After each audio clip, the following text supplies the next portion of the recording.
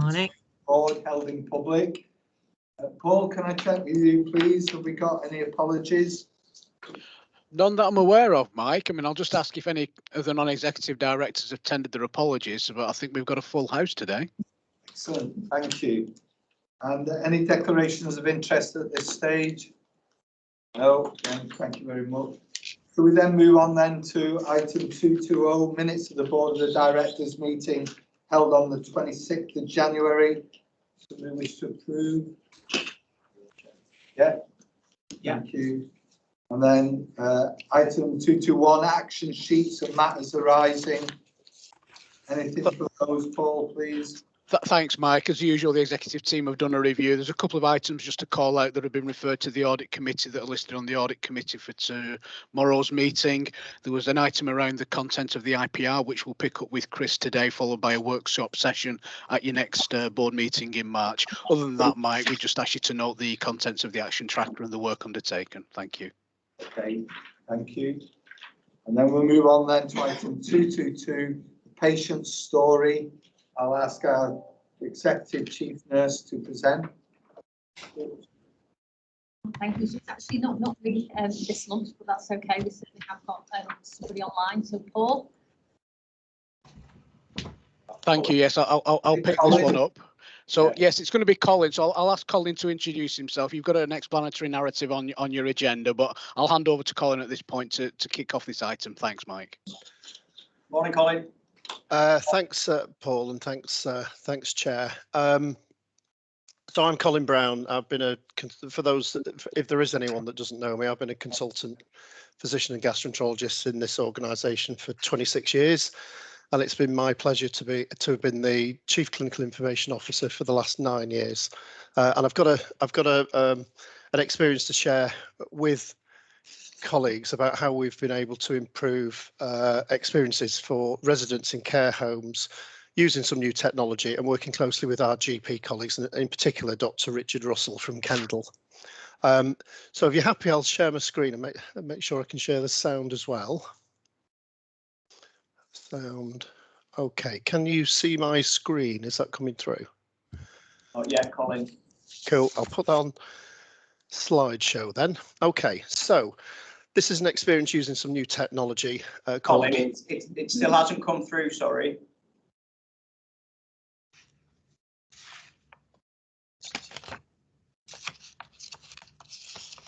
Colin, it's just the 9 years you were the CCIO for, isn't it? Is my PowerPoint not showing? No, not yet. Mark, can you help me? Could you? I don't know. Take your time, Colin. It's all right. We'll wait. That one. Is that coming through now? Perfect. Yeah. Cheers, Colin. Better, thanks. User error. Okay. Mark Hadwin, bail me out there. So basically, this is some experience that we've done with some collaborative working with Richard Russell, in particular, GP in Kendal and Kendal Care Home, who've been really good collaborative partners. So I was approached by colleagues at Microsoft right at the start of the pandemic, March 2020, saying that they had some good stuff and wondered if we might be able to use it to help us get through the pandemic. And at the time, you'll remember, the London hospitals were about to fall over. We had no idea whether our services and our residents were going to struggle very, very badly. So we took advantage of this technology. So in essence, this involves an individual wearing a headset, which is under the shield on this junior doctor. It is wired for sound and vision, so there's speakers and headphones in the headset. You can see the real world, but you can also overlay the real world with holographic images. So it's a mixed reality headset. It's not VR. And from this headset, you can use the Microsoft technology to make a Teams call to either one or a number of individuals to be able to make a remote connection. So that's the basis of the technology. And we got this going in April 2013, April 2020, and the original use case I thought of was that we could take the front line and affected patients and connect with a remote respiratory clinician to give us advice on either escalating care or ceiling of care on the presumption we were going to get a massive surge of very sick patients. That actually didn't happen, and as we got the technology up and running, the first wave was receding at the end of April and beginning of May 2020. So we used it on the respiratory ward to reduce staff contacts with COVID and to reduce PPE use. I was involved in a building national collaborative led by Imperial College and a number of other centres, Alderhay, Leeds, Newcastle, but we were the most ready to go after Imperial because we had our Microsoft 365 platform from the previous year. So we did the project on the respiratory ward. We did one or two other things, but in contrast to other centres that were, ivory towers, I wanted to use the advantages that we had in terms of space and distance. So we connected with Richard Russell and a care home to set up a project there. I'm just going to see if this will work. So this is Richard.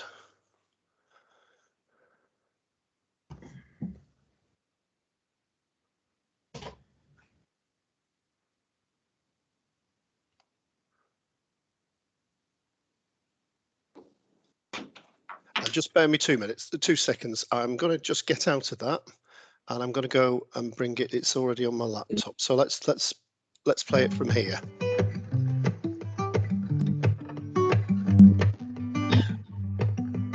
Microsoft HoloLens 2 is transforming how nursing staff at Kendal Care Home deliver care to its patients. The mixed reality headset was introduced at the care home in October 2020 to help staff deliver safe care during the COVID-19 pandemic. The HoloLens headset is worn by a nurse at the resident's bedside, meaning they don't have to travel for a GP appointment.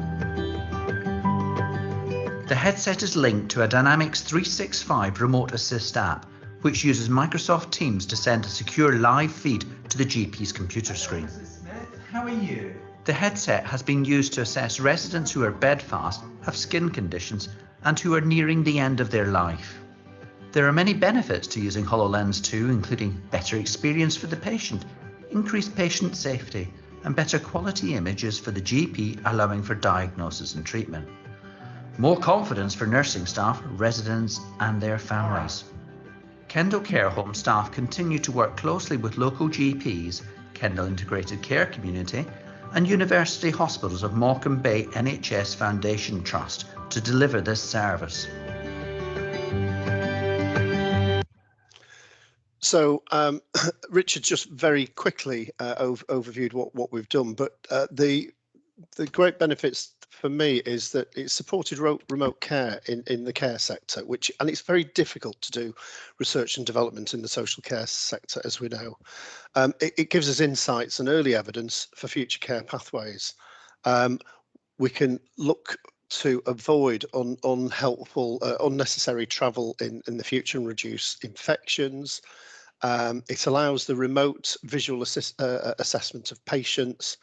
As Richard said, he can look at swollen legs and skin rashes. It supported compassionate care, and it promoted confidence and reassurance both for care home residents and also for their relatives. And it was really very helpful for Richard. Sorry, I'll put this on presentation mode. So where can this technology go in the future? As I said, I was looking to take advantage of what we have in Morecambe Bay, which is lots of space and distance, and looking at future care pathways. We've done a research project with the University of Lancaster on space and distance in buildings, and the outcome from their research is building new hospitals of the future. We've done a project linking a surgical ward at Kendal with an anaesthetist at Lancaster to do virtual post-operative ward rounds. Tony Crick in Core Clinicals has had significant funding to do a training project with HoloLens for AHPs. And we've been working with Alan Gowans in Max Fax. And Alan is setting up a pilot at the moment to be able to provide remote services and assessments for Max Fax patients. And this might have potential great value to the ICS, where some of these services in other parts of the ICS are they've just bottomed out. He also sees a massive opportunity in the future using this tech to provide virtual training for community dentists. Andy Wicks, working with Richard Russell, has secured support and planning to widen a care homes project, and that project is supported by the Primary Care Design Group, our Bay Health and Care Partners Digital Design Group, and also colleagues at the ICS. So we've had some good funding for that. You know, where are the applications elsewhere? Well, Imperial College have used it for medical student ward rounds, and they've taught over 50 students virtually using this tech. There are significant potential value in training and surgery and techniques, and I've just learned that there's an orthopaedic middle grade in our trust who's now connecting with Andy Wicks about doing a project there. In the future, it might support different community care, looking after patients in their own homes using a different skill mix. There are applications in MDT meetings where we could leverage the value of holographic images, records, x-rays and so on. But we can connect patients over great distances in the future, and we could connect with secondary and tertiary services to avoid unhelpful travel, particularly for frail elderly. So these are some of the future applications of this. These are just a list of colleagues, both internally in Morecambe Bay and also colleagues that I'd reference around the country that have been very helpful in collaboration, because you can't get anything done unless you work with people and with good teams. And that's the end of the presentation. And I will just unshare my screen if that's okay when I get there. Unshare. Is that unshared now? Yeah. Grand. Okay. So that's the experience that we've done locally. I'm really proud of what we've done, Chair, because for me it's a feature of people working with other people to get things done instead of being in cloudy rooms somewhere around England talking things. We've actually done it. So thank you. Okay. Well, we've got a few minutes for questions, Colin. Thank you very much for that. I have to confess, I was given a demonstration of it about 2 weeks ago. I think it's absolutely fantastic. But I'll start with Jill, Bruce, Steve, and then Phil. Jill? Thanks, Colin. It sounds really exciting. I just wondered whether we had patient feedback on it and whether people in care homes, elderly confused people, seeing a Martian coming in looking like that, would wonder what's going on, and particularly say people who might be psychotic, hearing different voices and not seeing things. I just wondered. No, it's a very good question, and user acceptance and citizen acceptance was all part of the pilot project. In fact, most people are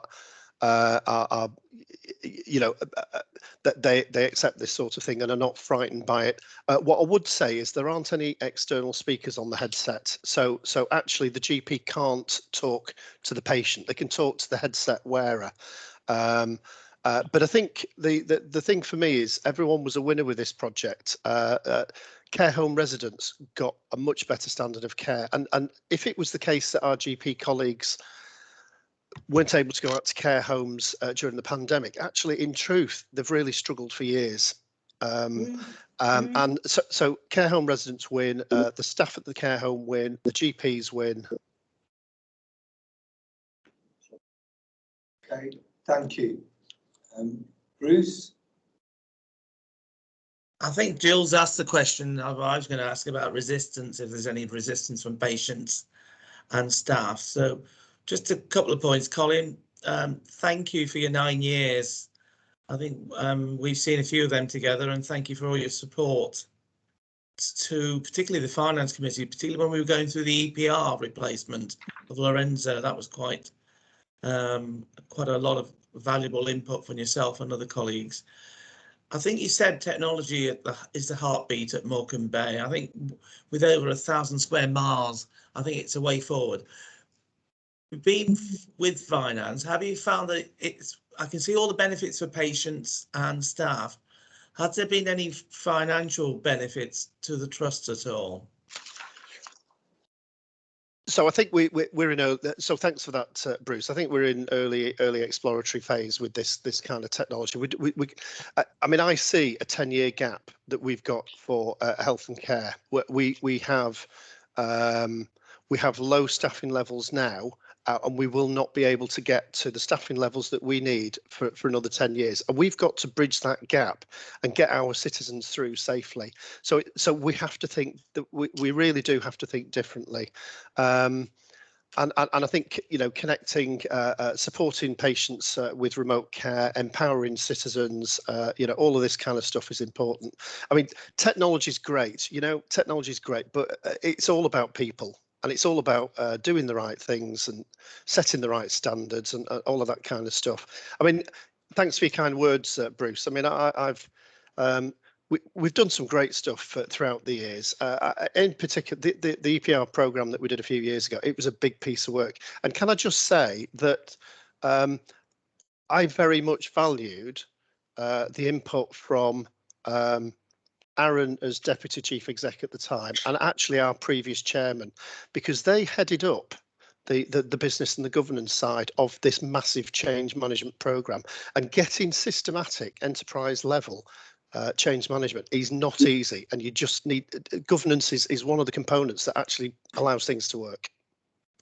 Thanks, Colin. Thanks, Bruce.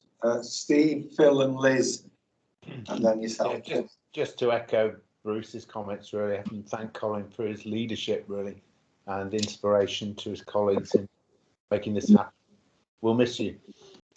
Thank you. Thanks, Steve. I'm going to go Phil, Liz, then Jeff, then yourself, Jane, and then I'm going to ask the Chief Exec to say a few words, and if that's okay. I'm conscious of time, Colin, so I'll close it after yourself, Jane. So over to you, Phil. Thanks, Chair. Colin, it's excellent. Everyone's replaceable, Colin, but I wouldn't want to be trying to fill your shoes. I know you've introduced tech not for the sake of it, but to make a difference for patients, so thanks. And the one thing, I know you won't blow your trumpet on this, Colin, but Colin stood on an international stage with these products and earned the trust a really good reputation around technology. A lot of local press around this product. So thanks, Colin. Like everybody else has said, I think what's really important, and it's probably, I think, something we need to be mindful about future patient stories, is that we can see the qual and quant feedback. Although I've used the headset and I'm a fan of it, Colin, I've got to say, as someone who works with dementia patients every week in a care home, I do find it as something that I'd be really interested to see how they do adopt it, how they take to that. And for those people that aren't aware, the technology is really quite low cost. And the savings that other industries have seen out of this is engineering and maintenance, because those people who are working, and we have them in culverts here, 70 of them at Lancaster underground, those people who are working in those places, they can actually get the manuals up in front of their eyes and be guided through. So if you put the shelf up at home and it's how do I put a shelf up on YouTube, that's exactly what they can have in front of their eyes, the full manual, which is what some of the other hospitals are doing in terms of actual clinical procedures. They can see the instructions while they're doing it. So it is fantastic, Colin. And I agree, we are some way behind in terms of where we need to get to with it. So it'd be great to see it develop. I hope someone takes it on after you go, Colin. Thanks for that. Thanks, Chair. Thanks. Liz? Thanks, Colin. It's incredible when you think of the possibilities of this, you know, particularly with care homes, but just to improve the patient journey. in the fact that you can stop so many admissions just by having the ability to put the professional in the room with the patient, and the care home staff could stop so many admissions and improve people's experiences. I think, am I right in thinking that Airedale had something similar a couple of years ago? It possibly wasn't as detailed as this, but I'm sure they were doing something remotely with care homes. So you're absolutely right, Liz. You can use lower tech. You can use iPads and tablets, and that's done in other. I think Airedale probably use that. For me, the advantage of Hololens, and I'm never wedded to one sole technology. This is a way of doing things, but the big advantages for me of Hololens are that you've ergonomically you've got your hands free. But also, because you can use the Microsoft technology, you can do Teams calls to many multiple partners. And the video systems that we currently have otherwise locally, GPs use AccuRx with their EMIS web system. So that's a point-to-point video, but it is a point-to-point video. Whereas through this tool, you can get a collaborative conversation, multidisciplinary if needed, or teaching. Yeah. And as I imagine, like Phil said, that they're not hugely expensive pieces of kit either, are they? So not in the scheme of things, and in particular, I'm kind of thinking of Alan Gowan's. I'd encourage watching the Max Fax story, because that's a service that is in dreadful trouble around the ICS. And actually, I think Alan is a really enthusiastic guy, and he has an opportunity to really change the needle on the dial in that area. Great, thank you. Thanks, Liz. So Jeff, then Jane. Morning, Colin. It's Jeff Jolliffe. Good stuff. I mean, I see great uses for this for GPs, not just care homes. I work a lot in the out-of-hours service, and I consult a lot of people who are sometimes in Carlisle or Brampton or God knows where. So I do see the advantage of it. Two questions really. One is the detail good enough to really make a skin diagnosis? Because we have real trouble with patients sending in pictures of skin lesions which are just not well focused, well illuminated. They're just not good enough quality. So that's is it good enough for a diagnosis? And the second question I've got, which I think Liz has covered it really, is actually I think some of the time iPads might be better if you just want a conversation, and they're readily and cheaply available. So I think there's a mixture here, isn't there? We need to use all the technologies, I would suspect. Thanks, Colin. Yeah, I absolutely agree, Jeff. We need a range of tools, and if it's a quick phone call, do a quick phone call. What I'm advised is that the resolution visually is incredible, and it supports neurosurgery, it supports ENT procedures. They can overlay hollow anatomy. It will guide surgical procedures and robotic surgery in the future. I've no doubt. Thank you, Jane. Yeah. I don't think my points are very different to anybody else's, but for me, we seem to use the term wider applicability in the trust an awful lot of late, and I think this has great wider applicability because you can apply it to our inequalities agenda. You can apply it to, allowing patients to have complex consultations with specialist teams who are in entire different cities and actually in entirely different worlds, really. So I think it's got absolutely great potential to be used for some things in the right circumstances, but it's been a great piece of work. So Colin, I'm not going to say too much because we've got to get you out that room with your head, so but well done. Thanks, Jane. Colin, I'm aware that you'll be leaving us very shortly from the trust, so I'm just going to ask Aaron to say a few words. Colin, how are we doing? You all right? Yeah, good. So, Colin, it's a difficult one to sum up because lots of colleagues have picked it up. So I've been at the trust now for kind of 7 years. It'll be moving into my 8th year next year. And I know we worked together closely for a number of years as I was Deputy Chief Executive, because as a finance director, as you know, when you become a finance director, they suddenly gift you things like digital, having had no background or anything in it as you grew up for my career. So I'm really grateful for you and the team and for Andy for guiding me through in such a kind, supportive way, so I got to understand the agenda and what it means to us and patients, which allowed me and Pierce at the time and the board to really engage in the agenda to the extent that I think we're one of the best trusts in the country when it comes to innovation in digital. And that's down to your leadership. So as well as being an exemplary clinical leader for decades, you've had nearly a decade to shift to a place where you're leaving a legacy. And I don't use that phrase lightly, actually, that the infrastructure and the opportunity and the approach that we have to digital change here is entirely under your leadership, and you're leaving us in an incredible position. So I'll miss you. Some days I wouldn't miss you, but most days I'll miss you, Colin, because you've also been really wise counsel to me, even in the chief executive's role. And that is something I will deeply miss. So you go with our love and best wishes. And I know you won't go very far, and you'll be keeping an eye on us. And I can promise you, particularly under Jane's leadership as the medical director, under this new wave of the clinical strategy we're developing, digital and innovation will be an absolute foundation stone for us, and that will be left by you. So a massive thank you from me. Well, thank you, Aaron, and thank you, Chair and the board. I mean, do you know what? We've had some good times and we've had some challenging times at Morecambe Bay. I absolutely don't regret ever coming here, and I wouldn't ever have wanted to have worked anywhere else. It's been an absolute blast for 26 years. You know, what I said before is, you know, individuals in the scheme of things don't matter that much. It's having the right plans, the right agendas, and having the right people around you to get stuff done. And we've had some really good plans, and we've got some good stuff done. We've got things that we haven't yet done, but they are opportunities for my successor, who's a good guy, and I think we're lucky with that. I think Jane's got good ideas on what's needed going forward. So for me, it's about having the right plan, the right people, and moving on.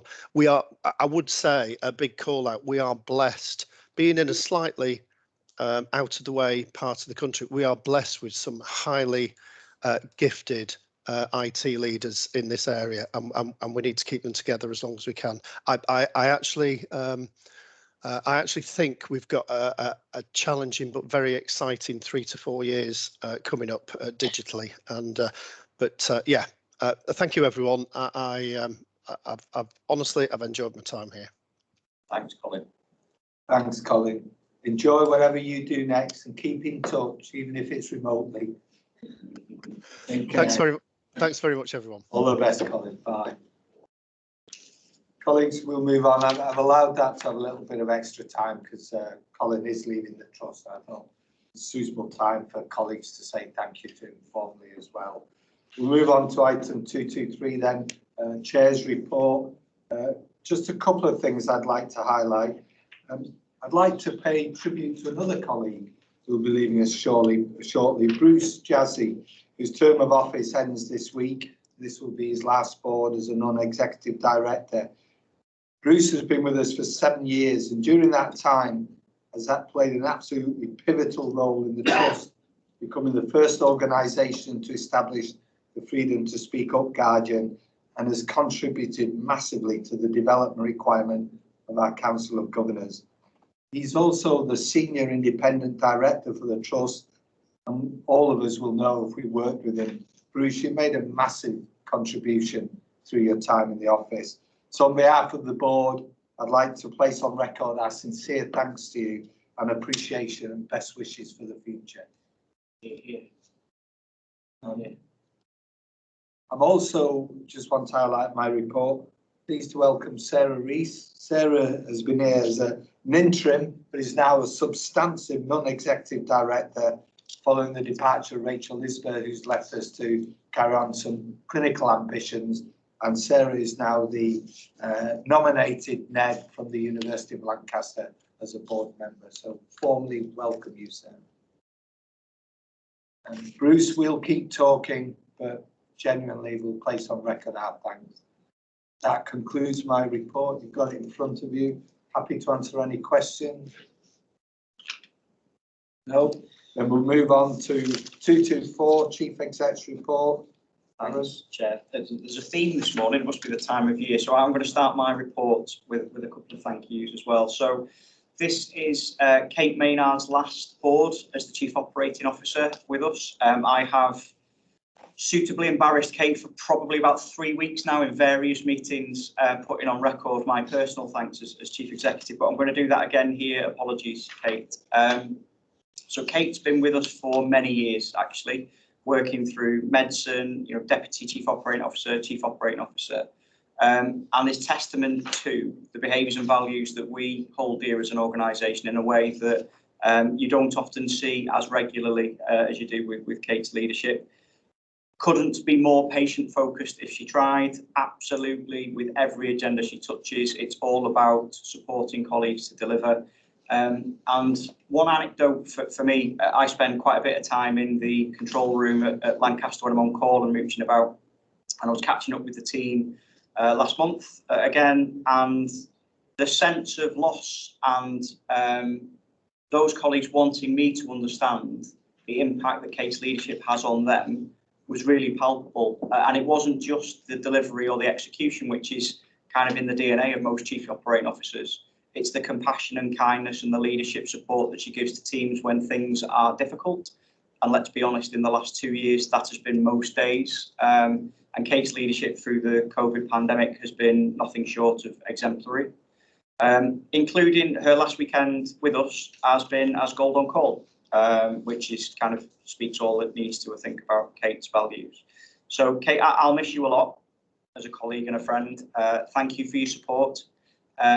I know you are now going to enjoy a life down south, looking after an errant dog. For those of us that follow you on Facebook, watching Ben's updates is a constant source of amusement for me. Less so for you guys, but for us it's great.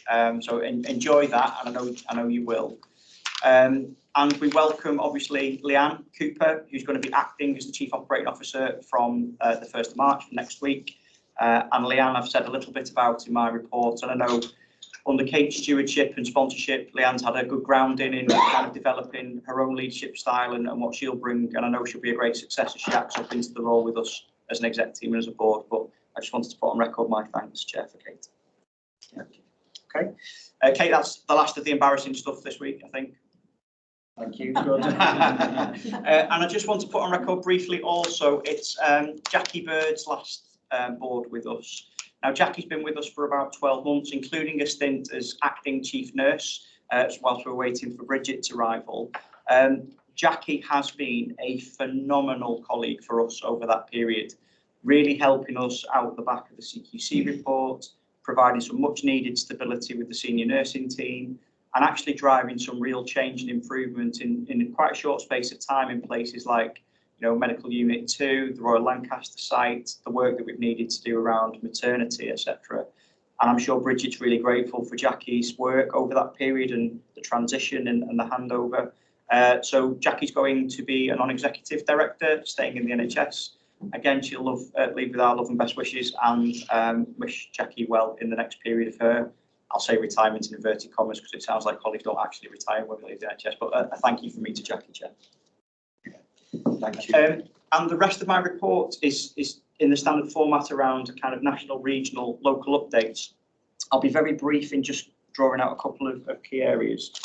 So nationally, there is a shift now. The biggest issue that we've faced since the last board is obviously the announcement of removing the mandate for the VCOD guidance around vaccinations for health colleagues, and going to consultation around removing that legislation. We are continuing, as we said at the last board, to advise, engage, educate and encourage as many colleagues as possible to get the vaccination.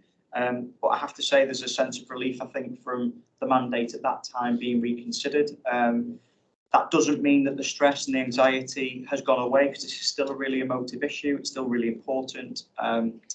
The announcements this week around stepping out of the restrictions, for us as an organisation, we will be continuing to promote masks, hands, face, space, vaccinations until we see such guidance change. So just to put that on record here, that will be our approach. So that's the biggest single thing that's come out of the national guidance in the last month. But there's been two pieces of work produced nationally that we'll now need to consider as an executive leadership team and as a board. One is the white paper around integration, and we're going to find some workshop space as a board to consider that, what that means for the integrated care partnership, the place-based partnership with Bay Health and Care Partners, and also our relationship with the emerging ICB.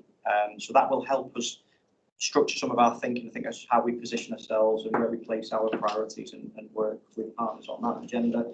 And then the second is the planning guidance for 22-23, with a real clear focus on recovery and restoration of services, urgent care improvements, and looking after colleagues' health and wellbeing. They will be familiar to us because they've been our 3 key priorities for 21-22.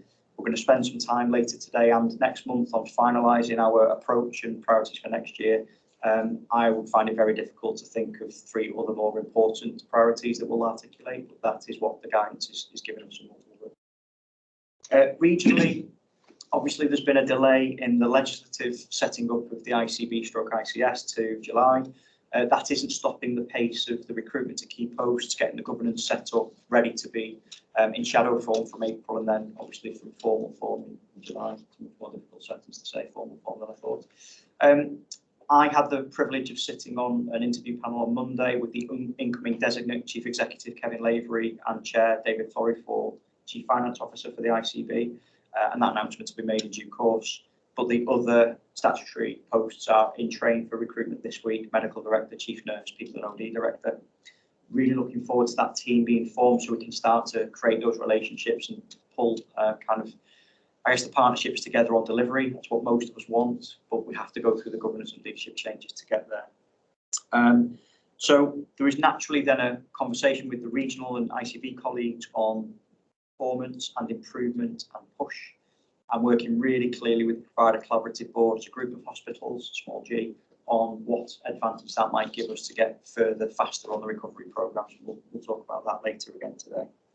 And then locally, continued absolute focus from our teams on recovery and restoration, urgent care improvement, and making sure that we're looking after each other because it's still really tough out there. I just want to put on record again, we'll talk under our IPR about the current scale of challenge and delivery, but we see every day, and colleagues, particularly non-executive colleagues, will see in the IPR, continued improvement. We're making kind of the steps we need to on recovery, but we do need to make sure that we're continuing to support teams, be visible, checking in on each other, making sure that we're giving the right direction and providing the right resource. So that's a challenge for this board as we move into this next phase that we'll need to consider. But that's as much as I was going to say on the report, Chair.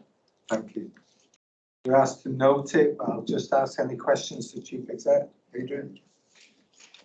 I'm just going to ask a question about the mental health urgent assessment centres. Mental health, you know, is one of our key challenges, and it was just to the extent of plans for integration and co-location. Yeah, so it is a continued area of focus for us across the ICS of improving mental health access and mental health performance. The Lancashire and South Cumbria Foundation Trust, they obviously have a seat at the leadership table for Bay Health and Care Partners, and there is an established now transformation programme for mental health at the ICB, ICS level, led by LSCFT. So locally, we now have designated areas in our urgent care facilities to kind of assess and make sure that mental health patients, if they find a way to A&E, they're in an area that allows a more compassionate and focused kind of assessment and delivery of any interventions that are needed. And we have co-location of the crisis teams now on our site, so we're able to get that kind of quick intervention and advice where necessary. That said, the pressure of COVID, the restrictions of IP controls have led to significant pressure of flow and mental health patients waiting far too long in our A&Es before finding themselves in the right place. There is an improvement plan now around expanding inpatient bed capacity in our region, including on this site, actually, the Kentmere facility. So our estates teams have been working with Kate's leadership and across LSCFT to get the inpatient beds here up and running this year. So that will happen in short order. That will help. But I think the priority has to be working at the place-based partnership level. How do we ensure that we've got good quality focus on health and well-being at the community level to prevent as many crises or escalations of mental health that mean access to inpatient or A&E facilities? And that will be a core theme of the place-based partnership plans over this next period. So that's a quick snapshot, Adrian, of some of the things that we're focusing on as a trust at the moment. Thank you. Yeah. Aaron, it's just about the elective recovery, and this is probably a conversation partly for Bay Health and Care Partners, because I just think the board need to be aware that actually there's a problem in primary care as well, and it's how the different providers come together to help each other. And there's going to be a lot of, we were at a regional call yesterday, weren't we? But there's clearly going to be a national push on hitting targets for elective recovery, isn't there? And we're all going to feel that wherever we're providing it. I just wondered if you had any comments about how we work together as partners, because I know primary care, if you don't recover, primary care will be worried because they're carrying the load of patients who are waiting for treatment. If you do recover, that generates work again for primary care. So I just wonder if you had any thoughts on that. Initial comments. It's a really important point, and we need to note there is no provider in our system that isn't under pressure. So it's mental health, primary care, acute, community, social care. We are all respectively dealing with a lack of ability to deal with what's in front of us. So recovery, I think we need to use in the broadest term. Every partner needs to be stable, secure, and have the capacity to deal with what's required. So at the moment, there is a pointed view of things like 18 weeks and cancer and A&E, because that's the national kind of directive. We do not do that separately. We have to work in partnership to get that right. So we will be working continually with the place-based partnership, primary care, about how we do that. There's a couple of examples that we've worked with through the pandemic, which will escalate and continue. So the Fit for Surgery kind of initiative that Wendy Craig and Rahul and others led on between primary care and acute, that's helping deal with quality and safety issues of a long waiting list, but also we're finding that health and wellbeing promotion through that structure is meaning less people will be coming for surgery in the future. And we also need to make sure that when we're doing the quality and safety oversight, it's actually a question I was going to ask under the IPR for Kate to pick up. We need more vigilance as a group of partners as to those patients that are waiting a long time, as to how we spot escalations or intervene in a different way. Because let's be honest, there are a lot of our patients that are in pain and discomfort, not able to go back to work or normal life for a period of years now. And we need to put our full weight of the partnership around that. So absolutely we will, yes, absolutely. Okay. Thank you. No further questions to the Chief Exec. Thanks, Aaron. We note the report. We'll move on then to item 225, Recovery Support Programme, our improvement plan. We've got the 3A's summary here. I'll pass over to our Deputy Chief Executive. Chris. Thanks, Chairman. Firstly, in respect to the alert section of the report, in which the issues raised around additional challenges of securing clinical time for engagement and impact to aspects of the programme, this has been exacerbated during the latest escalation phase of the pandemic as we focused our resources significantly on that and the incident, the latest escalation phase through the winter period. I'm pleased to say, though, that we've successfully appointed a clinical lead for the programme. We have meetings scheduled for today to help establish a streamlined approach to engagement. Particularly, we're looking to make sure that those at the front line of service provision are not subject to separate and multiple requests for engagement around similarly related matters. So we're looking for a better coordinated process. So that is moving forward. We now have a clearly supported work plan in place for the next 6 months of the programme, the improvement programme, mapped to our exit criteria for our soft force status. And a pre-planned programme of deep dives and internal assurance sessions are in place ahead of the presentation of work stream progress through our governance arrangements through to System Improvement Board. We undertook a review of the fundamentals of care work stream, the strengthening investigations and risk management just last week, and we've identified a number of points upon which our approach can be strengthened to help reinforce the aims of the work stream through our communications and also in how we present this information to teams. Some recommendations which will help to create a greater degree of definition or detail in respect to key milestones and making sure they're outcome focused, and improved content in respect of the patient impact of plans and actions.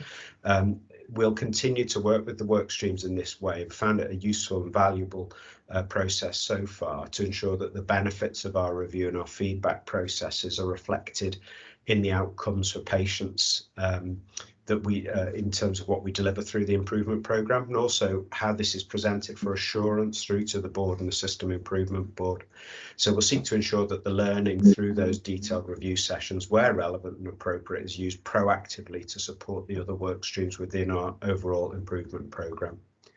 The pack also includes an update on progress since the last report to the board in respect of the completion of workstream plans and supporting documentation, particularly some highlights around the mobilisation of our same-day emergency care trial at the Lancaster site, which commenced early in February. We've made progress on frailty pathways work, and there are some other developments within there. The report also reports that sets out that clinical effectiveness and deteriorating patients workstream plans remain in draft. There has been progress to recruit to the clinical, or we're making progress to recruit to the clinical roles necessary for these plans, and of course existing governance leadership arrangements remain in place whilst this work is ongoing. There's been much important work done to ensure that each work stream is properly established and now has project management support in all cases. And in respect of the Sustainable Financial Improvement Plan workstream, we've made significant progress on this. The Trust is working to ensure that the financial strategy, documentation, improvement trajectories and implementation plan will be presented to the board at its workshop on the 30th of March. And a detailed draft of that presentation was presented to the Finance Performance Committee just this week. My final point, Chair, is that I'd just like to emphasise the work that's been done to develop the assurance dashboard, slide 11 of the presentation that's attached to the paper, and the benefits that this will provide in respect of the provision of substantive assurance in respect of the overall programme. We're continuing to work closely with the Trust governance team and with the help of our business intelligence lead to ensure that it is usable and the process is as timely as it can be. So there are still further refinements, but important for the board to note that is a developing part of our governance and assurance arrangements. Other than that, Chair, thank you. Happy to take any questions. Thanks, Chris. Two hands up at the moment, Steve and then Liz. I'll start with Steve. Thanks, Chair. And thanks, Chris, for the report. I think it's really good to hear the work being done to streamline the input from clinical colleagues. Obviously, it needs that input. And one of the problems we've had making progress in other improvement agendas is getting that contact. So pleased to hear that. I wanted to ask what specific milestones the programme anticipates to achieve before the review with the national team in June, I think it is. Are there some headlines there that we expect to achieve before that date? Thank you. Yeah, we did initially set out the that we've now mapped all of the milestones. What we're going to do, Steve, rather than me pluck out individual components, is our next report to the board. We now that we've got all those work streams set up, we want to make that the fundamental component of it and an assurance statement that we're on track to deliver against those. So if I can bring that back rather than quote individual components, that's what we plan to do. That'd be great. Thank you.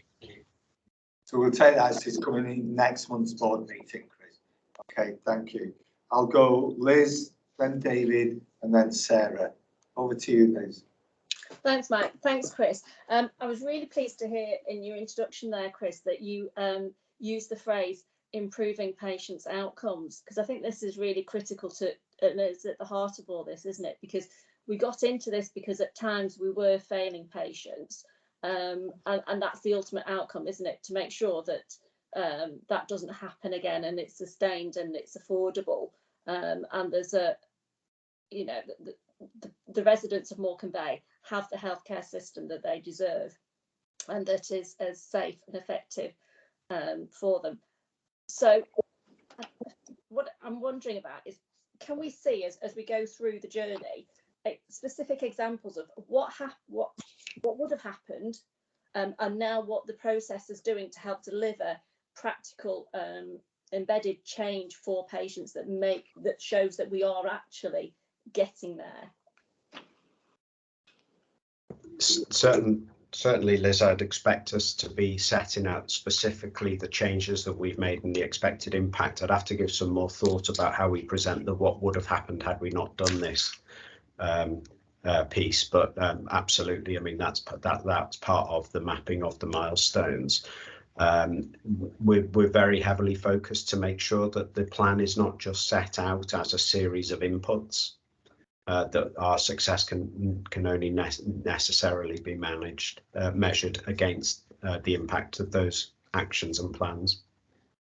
Yeah, and I think that live if we can have actual patient experiences. Yeah, I'm going to ask Chief Executive to also come in on your question, Liz. Yeah, it's a really good point, Liz. So one of the things that I'll ask the executive team to consider is how we align some of our other evidence that comes to board. It doesn't have to just come through the RSP update report. So particularly through our IPR or the way we use patient stories, I'll just ask the exec team to consider what experiential updates we might also want to bring alongside the board for places like maternity, stroke, urgent care that have been the focus of improvement. So I think it's a really good spot. I think we will put some of the information in the reports as Chris has just outlined, but I think there are some other areas of the board agenda that we can start to build a triangulation really of how some of this is featuring. So we'll take that under consideration. Thank you. It's a really good point. Okay, thank you. David? Yeah, thanks. Mine's it's a minor point, but I think it's quite an important one given the cultural piece that's coming on the agenda later on. And it's in relation to your cover sheet, Chris, where you highlight the risks and issues. And there's one that talks about resources and ability to recruit into key roles. And the first of the mitigating actions that are listed are internal expressions of interest. Now, what we've said as an organisation is we will not be running expressions of interests as a process. I don't know if it's just badly worded, but it certainly needs to be amended. And I just because it should be a fair and open recruitment process that we need to be following. Okay, yeah. you ask Chris to respond to that, David. We'll feed that directly back, Dave. We'll make sure that the processes are as they should be on that. And Chair, if I could just on point Aaron has made, the board's aware that we're working through the construct and design of a new IPR, and one of the points that I'm raising with the team that are trying to design that is how exactly we can achieve that alignment with our RSP reporting and the IPR rather than it just be a metric driven process. So it's absolutely embedded in the design phase. Thank you. And Chris, without us having to say that we're looking to see whatever data we get, what's the impact on patients and our quality of care. So I think we're using the term that Northumberland used, which is humanising the data. But really it's about impact on patient care. So I'll go Sarah, then Hugh, then Jen. And then Bridget. Sarah. Thank you. I don't know if this is a question actually for Chris or Jane, and it may be we're covering it later in the agenda, but thank you for the update, and it's really good to see the progress. On the overview slide in the sort of reference pack, we've got clinical strategy under scoping phase, and that's due to be delivered later. I know that, and I understand the pressures, but it would just be useful to have an update on how that is progressing and when we can expect to see some of that coming through. Jane, could you respond to that, please? I can, yeah. The work is ongoing. We have got a timeline of sort of between about 26 and 36 weeks for the whole procedure, and we're in that phase of getting our plan together for how we're going to deliver that, really. So it does progress. So when will we get the plan, Jane? I am working with with Suzanne and with an external team for some advice. So I will be delivering that back via Aaron, I think by what month are we in? With the end of February. So it will be due in March. We talk about the next steps and then have that plan nailed down in place. I'll ask Aaron to add on to that. It's just there's a sequencing almost that's created a little bit of so it's not a delay. We're having to wait for the provider collaborative board and ICB strategic piece to kind of get to a position that's good enough for us to hand kind of our own response to it. So we're very clear under Jane's leadership and the feedback we've had from colleagues about what needs to change, which services need to improve. But there's some provider collaborative work that needed to kind of just get to a shape that allowed us to go, right, well, we've got a connection there we can move on with. So Jane's really clear, you know, sat with me this week on the plan. So yeah, we'll bring it back in March, but just to explain it's not a delay as such, it was a sequencing that we've had to kind of get to a place. Yeah, thank you. And I didn't sense it as a delay, but I just felt the update was silent on it, so it's just really useful to have that. So, you? I just wanted to go back, Chris, to the point that the short-term project of 5 priority outpatient pathways has red rag status, and I just wanted to confirm that there wasn't anything that we should actually be concerned about regarding that having a red rag status, particularly with impact on patients.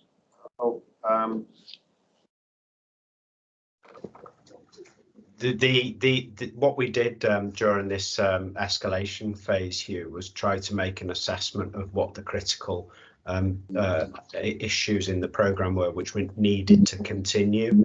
And in some instances, these the workaround aspects of these parts of the programme was actually deprioritised at that time. So we'd made that assessment.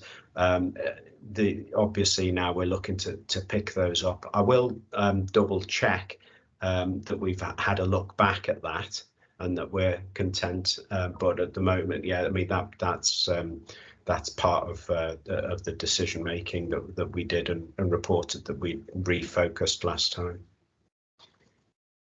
I'm reassured that obviously that there was some thought given to that, and it didn't just happen sort of by default. But I think going back, I think you're suggesting, Chris, to go back and just check because in outpatient pathways there could be some unintended consequences. So just checking that would be great. I'll make sure that's contained in the next report that we validate what we've just discussed. Yeah. Thank you. Jeff? Thanks, Jeff. Chris, good morning.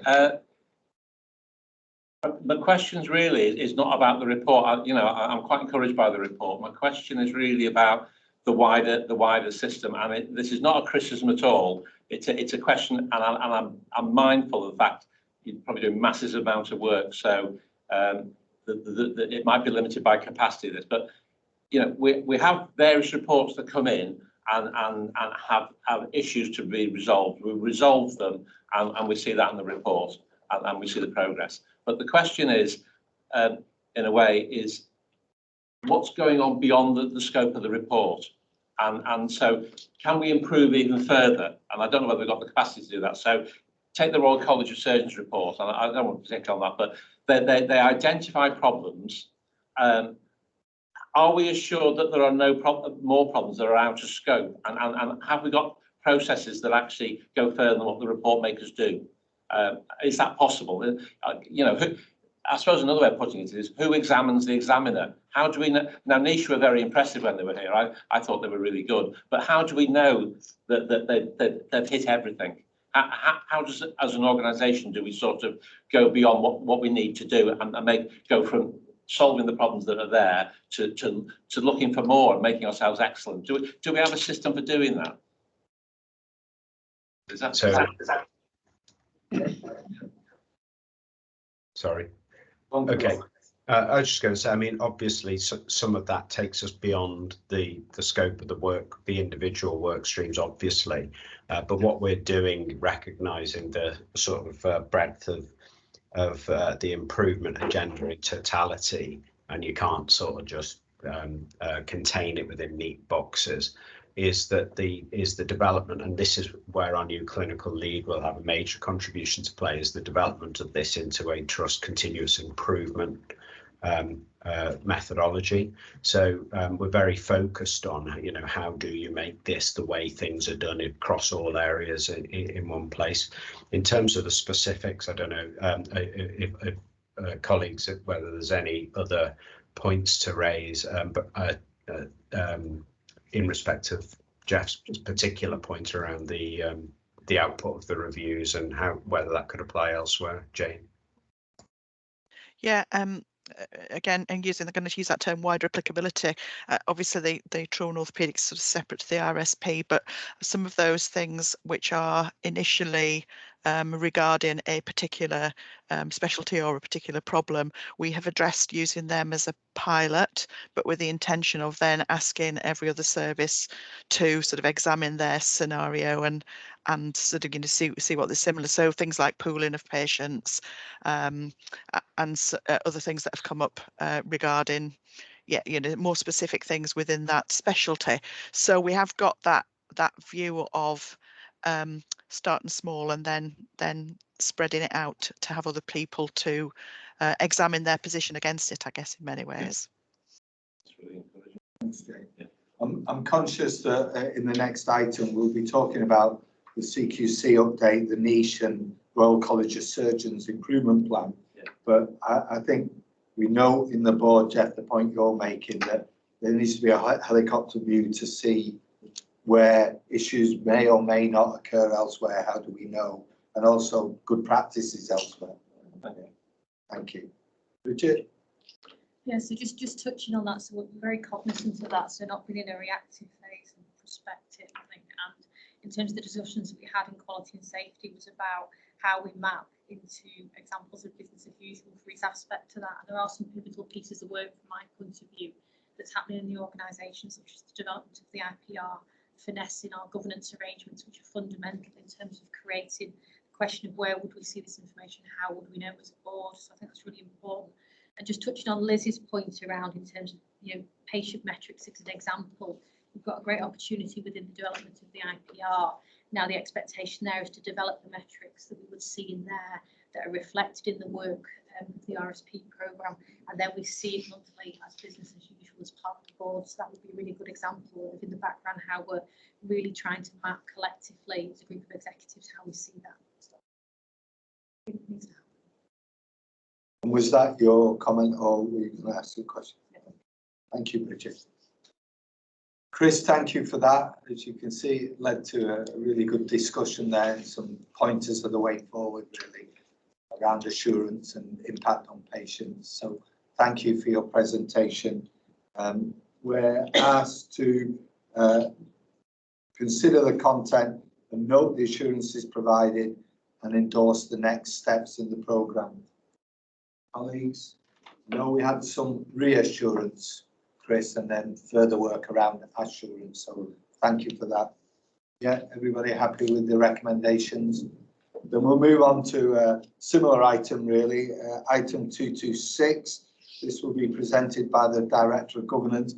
I just asked the board to note that this was also discussed at this week's Quality Committee, which took place on Monday. So over to you then. Thank you, Chairman. So I'll, in the interest of time, I'll take the paper as read. There are a couple of points that I'd like to share with the board, ostensibly because they're developed in the time between Monday's Quality Committee and today. So there's a bit of a refresh. First of all, it's important to say that this paper is supplemented by a detailed line-by-line document embedded in the reference pack, which starts on page 19 and runs to page 79. That gives you a breakdown of each and every action and where we're exactly up to those. It's worth pointing out that on page 48, there's a table that gives us a combined dashboard of where we stand today. What I wanted to mention with reference to that is that there are, as of today, some really robust governance arrangements being developed to make sure that when people seek an extension to an action because it's taking longer than it ideally would have liked to have done, that we've got some robust arrangements around monitoring those, and that people need to seek approval. They're not just extensions that we grant automatically, that there's some challenge put back about why it's going to be extended and why it's then going to be successful in meeting that adjusted extension time. We've built weekly meetings with the RSP Programme Director, Claire Alexander, to make sure that there's a really good calibration between the work that you see here and the agenda item that you've seen before, and other work associated with the RSP. I wanted to also just briefly mention the next big thing that's going to happen is a deep dive around clinical governance, which is mentioned in the reference table in the document. And that will see us use the work that we've been doing with the GGI, plus Rebecca Southall from NHS-I&E to produce in time for Quality Assurance Committee, March, then Board, then SIB, the results of that deep dive. So we're hoping to turn them around very, very rapidly, not least because there's quite a lot of them, and if we get behind, it'll be a struggle to catch up. So we want to stay on top of those as best we can. So I'm hoping to bring back in the March version of this paper a sit rep on what we've found having done the deep dive around clinical governance. I think it's worth mentioning, not just for this item, but the item that you just heard from, in part to answer the challenge. What are we doing to make sure that we're banking the learning from exercises like Niche? So happening this week is something called Niche Phase 4, which is where we take the opportunity to talk to the wider applicability. We talk to wider organisation, the clinical and managerial leaders in those services, about what are the learning lessons coming out of Niche that we need to carefully bank and then reconcile against any other services in the trust. Because if we accept that Niche and the difficulties in urology were 20 years in the making, then understanding and addressing matters as early as we can, so nipping it in the bud by having those challenging conversations as early as we possibly can, that's going to long-term save us a lot of grief. So we end up on a proactive foot rather than reacting to stuff. Just one more point from me is to thank the chairman, who hosted a session with the Council of Governors where we went through our work that we've done. We shared with them the whole plan and all of the detail, and we received rightfully a challenge around what was in there and how we were progressing that.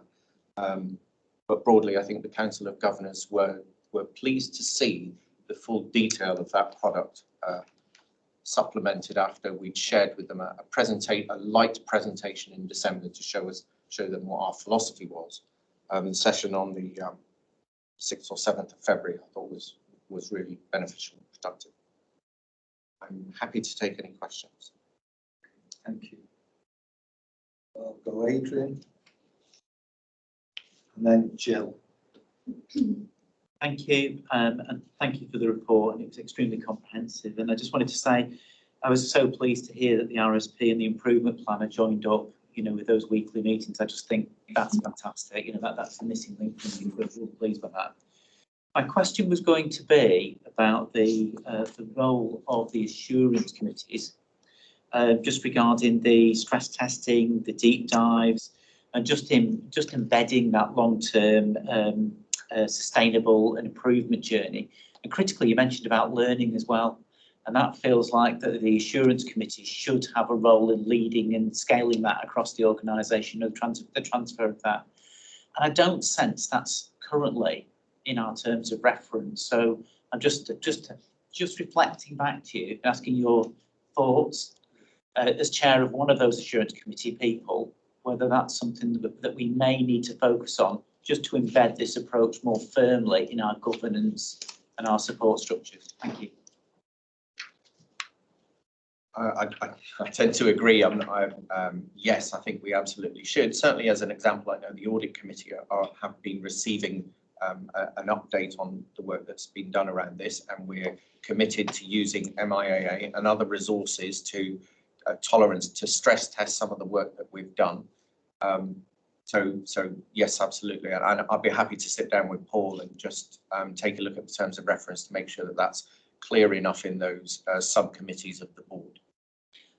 And as such, if I may just ask, so do you think that the assurance committees may be the bodies to route the stress testing and the deep dives through? Do you feel that's appropriate? I think I think the bulk could probably be handled by the quality committee to stress test. But I think there will be some niche topics that might be better off shared with the people committee or the audit committee or others that, because of their expertise, they would be in a better position to do that piece of work. Thank you. I'm going to ask Chief Exec if he wants to respond as well. It's a really good question, and Richard's answered it really well, actually. There's a reflection for me of the separation of executive function and assurance in some of the work that we're doing here. We need to be mindful that we don't create too much reporting and work through every structure, because it's going to be difficult to service. So I think the question is the right question. I do think the assurance committees have a role to play of assuring themselves that the structures and the processes and the way that we've set ourselves up are working effectively, which is why I think the kind of response around the audit committee and our audit function, having a look at that, is a really good one.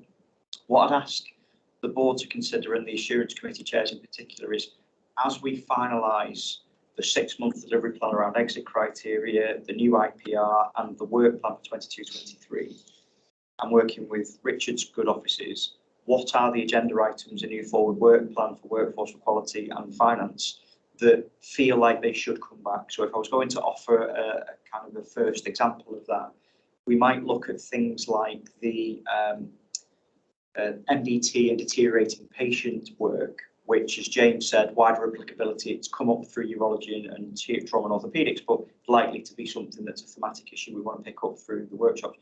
That might be one for the quality committee to say, actually, in autumn, I want to give an opportunity for care groups and others to come and present, how that's worked and what the learning was. So it's not as simple as just terms of reference, which we will pick up. I just think there's a little bit of nuance in there. So definitely something for the assurance committee chairs to take an action on, to think about the forward work plan. And Richard obviously will advise with Paul on terms of reference and structure of that. It's a really good question. Thank you. Thanks for that reassurance. And I just feel that if the committees were more involved, it's got less chance of getting lost in the wash as we have known it's happened previously. So it's just a safeguard against that, because it's on someone's radar and work plan. Thank you. Thanks, Adrian. Jill and then Liz. Jill? So I was going to say something about the quality committee, but just picking up on Adrian's point, which I think is a really good point. I think those of us who've kind of lived through niche are never going to forget it. So I think on each of our committees, we'll be reflecting on some of those niche things and saying, is that happening? Is that change? But wasn't that happening in niche? And what assurance have we got? And how does it affect patients? And certainly on Monday's meeting, we were looking at this plan, and there's masses of good work, and it is a really robust plan. And certainly the fact that a lot of the actions from niche are nearing completion now, but like all plans, it's only ever as good as the implementation. And one of the things we discussed at the committee on Monday is about the risk to this delivery because of high occupancy rates, because of people not meeting the criteria to reside, the nearly 100% occupancy of the hospital. And we can see that having an impact on patient satisfaction in ED and the time towards indicators in stroke. So we need to look at how this is being implemented alongside all the risks to the quality of services that we currently have. And I just wanted to assure the board that we had a big focus on that on Monday's meeting. And yes, those pressures are seemingly beginning to reduce now, but we need to keep a focus on that over the next month or so, and we will be. So that's what I wanted to say. Thanks, Jill. We know that as your chair of the quality committee. Liz, sorry, forgive me, I thought your light went up before, but if you've nothing to say, that's fine. No, I wasn't going to specifically comment because we are going to have a look at this tomorrow at audit. So obviously we'll bring that forward in our minutes and report to board for March. Thank you. Just a couple of comments from me. On the improvement plan combined dashboard on page 48, Richard, do we need any 3As on the behind schedule ones? 16 of the must-dos and 17 of the should-dos and CQCs. Do we have a timeline of when they won't be behind schedule? not until I've sat down with each and every one of the owners to get a forensic answer to what is the genuine hold up here, what can we do to help, and how can we get it over the line. But by the time I come back in March, I'll understand those in forensic detail. And then my other one is just a clarification question. On the niche report, it says fully completed 25 awaiting approval, and then 0 under approved. What's the timeline between waiting for approval and being approved? I haven't thought of that question. I'll have to come back to you on that. But fundamentally, we need to be in a position by October that anything to do with niche is in a robust position of completeness. So that when niche come back to do phase 5, they're testing against our view that this is now completed and finalised. A lot of those are going to get done before October. Okay, might be worth just letting the board know. Happy to do that. And then finally, again, just a matter of clarification. And the totals seem to be the total of the niche, the RCS and the CQC's must do, but leaves out the CQC's should do's. And that changes the total, if that makes sense. Yep. You know, so at the bottom it's got total 134, which is actually 165. Yep. Is there any relevance in having those as a separate figure? And now that you mention it, no. I think we'll sort out the arithmetic so it's logical. It doesn't have up exactly either. No, there's a it's 133 the total. Yeah, but sorry, it's the train spot. No, I'm grateful. Okay, the Board of Directors is requested to note the current progress and the recommendations from the different reports. That's a yes. Evidence support completion of all actions recommendations to be populated within AMAT to allow for the tolerance testing. Next one answers your question. AMAT, I'll ask Richard to explain. We can have a workshop on that as well. And I'll come back to you on very quickly a description of AMAT in a second, Richard. The fourth one there is schedule of deep dive reviews to test for sustained improvements in cross-cutting areas, which refers to your point, Jeff. By the end of phase 4, all SROs, responsible committees and target dates will be confirmed. No TBCs. Note that. We commented, I think, on the paper, Richard, thank you. And further comments in relation to progress, I think we've given some of that. Escalate, the areas progressing but behind schedule, I think we've commented on that. So we're happy to agree those recommendations. Thank you. Thank you. Quick sentence on AMAT. We had a workshop on the COG on this, and I know there's further workshops planned, but Richard, in a sentence. Governance man's dream is AMAT. It is an electronic system into which we can pour all the evidence of compliance and store it for organisational memory purposes, such that it will always be with us. We can put in dates and times of when we're going to go back and check those things, and we've got everything in there. So all of niche, all must-dos, all everything, it's all in there. So it's safe. A single database. I think, yes, why don't I just say that? Thank you. I should be clear, Chair, that it is only a governance person's dream. So and if anybody wishes to see it in action, yep, please contact Richard and he'll take us through it. And I'd like to thank you for the presentation you did to the Council of Governors. Really good, really exciting, very reassuring. Okay, thank you. We'll move on then to item 227. This is our maternity and neonatal quality surveillance update. Carol, are you here? No, Tamsin, I'm here. And also I have Alison Mayer with me, who's recently been appointed to join me as head of midwifery, who will be based at Lancaster. So she's joining us today as well. The first thing on our paper is we were asked at the last meeting just to report back on how information on Badgernet was shared with other agencies. So we've put in some information about that, just to say that we have recognised that with the changeover to the new system, relying on the staff to give out reports hasn't been as robust as it could have been. So our digital team are monitoring this, and we've got an improvement plan in place. So there are several reports which should go out electronically to GPs, and we're monitoring that that's been done. We've had no new cases for PMRT or HSIB this month. We have now just received back into the trust the ongoing investigation for factual accuracy checking. So as soon as that's finalised, we'll be sharing the learning. We had met with our Maternity Voices Partnership, or our service user group, to discuss the provision of midwifery-led care. And they came up with 4 really clear themes that also aligned with the themes that our staff had brought up as well. So very, very important to them that there was a choice to attend a midwife-led unit. Very important continuity, the decorative state of the midwife-led unit that we do have, and the way that we're staffing the unit, that it really needs to be a reliable service. So the team are working hard now on what we can do to address those concerns.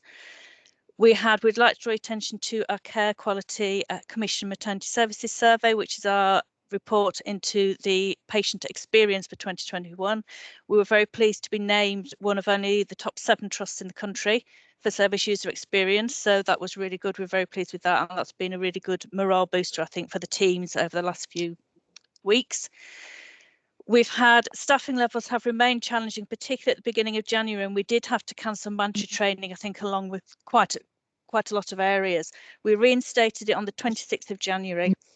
And we had made some improvement when this paper went in. We've just received our next training figures, and actually we've made quite significant improvements since then.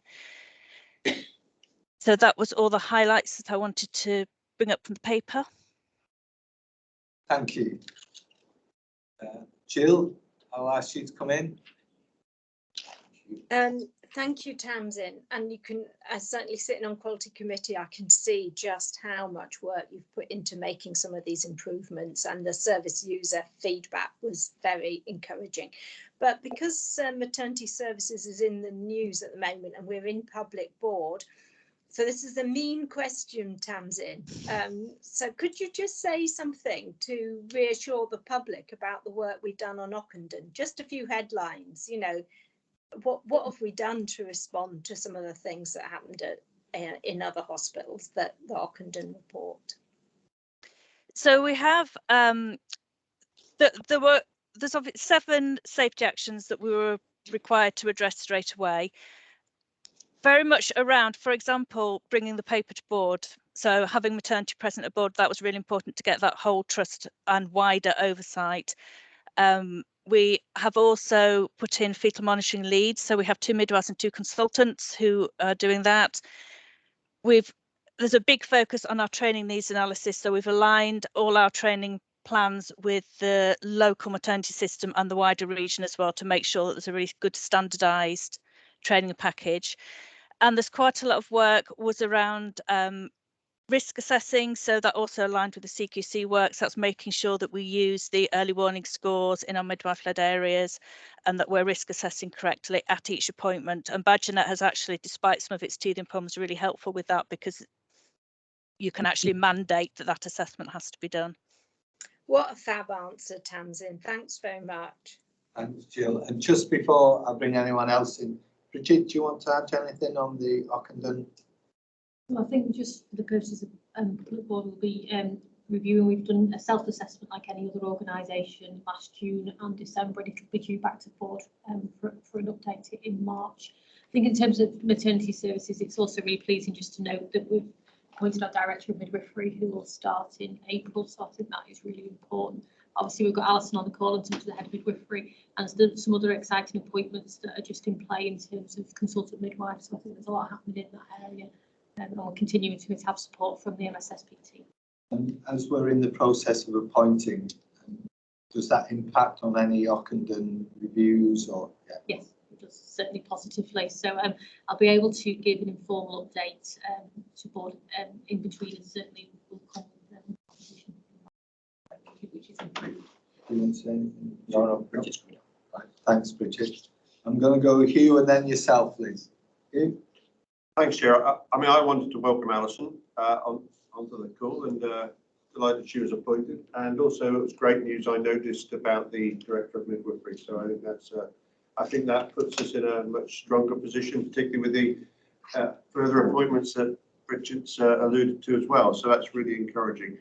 I wanted to pick up something very specific, and then just the alert that was about staffing. So the very specific issue was came back from the service user voice about the decorative state of Westmill in general, and noticed that you were in discussions with the estates, and I just recall that the issues we have with CQC around medicine and the estates being aware of things, and perhaps things are not happening because the service users have raised that. It is on my mind to perhaps arrange to come and visit Home Chase with you, but I just like reassurance that there's a timetable associated with improving the decorative state. That's my first question, which you can probably answer very quickly. The second part of my question is about the alert, and it was to do with the staffing in January, which I couldn't quite work out. It's on page 57 of the pack about midwifery staffing levels. But clearly you've got vacant shifts in the current points that's out to bank and existing staff to see if they can be filled. And then it says it compares to the previous 4-week period where there were, I think, something like 37 at South Lakes, shifts at South Lakes per centre, and 65 at the RI. Were they the shifts that were put out to bank, or were they the actual number of shifts that didn't have the full midwifery staffing? Because I couldn't quite work out whether you were comparing like with those statements, or one was actually what potentially could happen in the next 4 weeks, and one was what actually happened in the previous 4 weeks. And I think that's probably quite important for us to understand. So one very simple question, and one perhaps a little bit more complex. Well, actually, it might be the other way around. So we do have estates.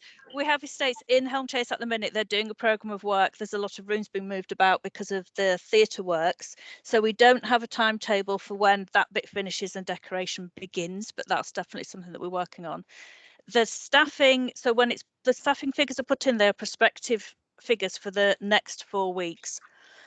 And what reflects what actually happened is when you look at a little bit later on about where the one-to-one care was maintained in labour. So then we look at how we did, because actually, although we might have more on paper unfilled shifts this month, it's been a much better month because what we haven't had is a short-term sickness.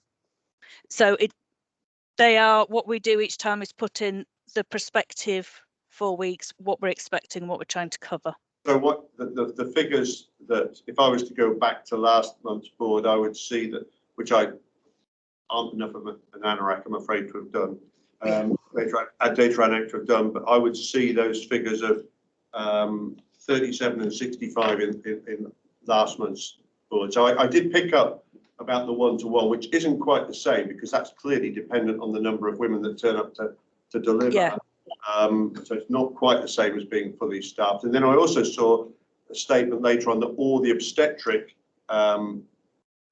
shifts were covered in the table in the summary table. Yeah.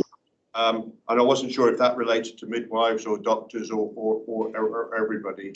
So the obstetrics shifts are the doctors, and they are always covered, and they're slightly easier to cover because we always will prioritise, as maternity is the emergency care, they are always prioritised over other things, and we always do have those obstetricians.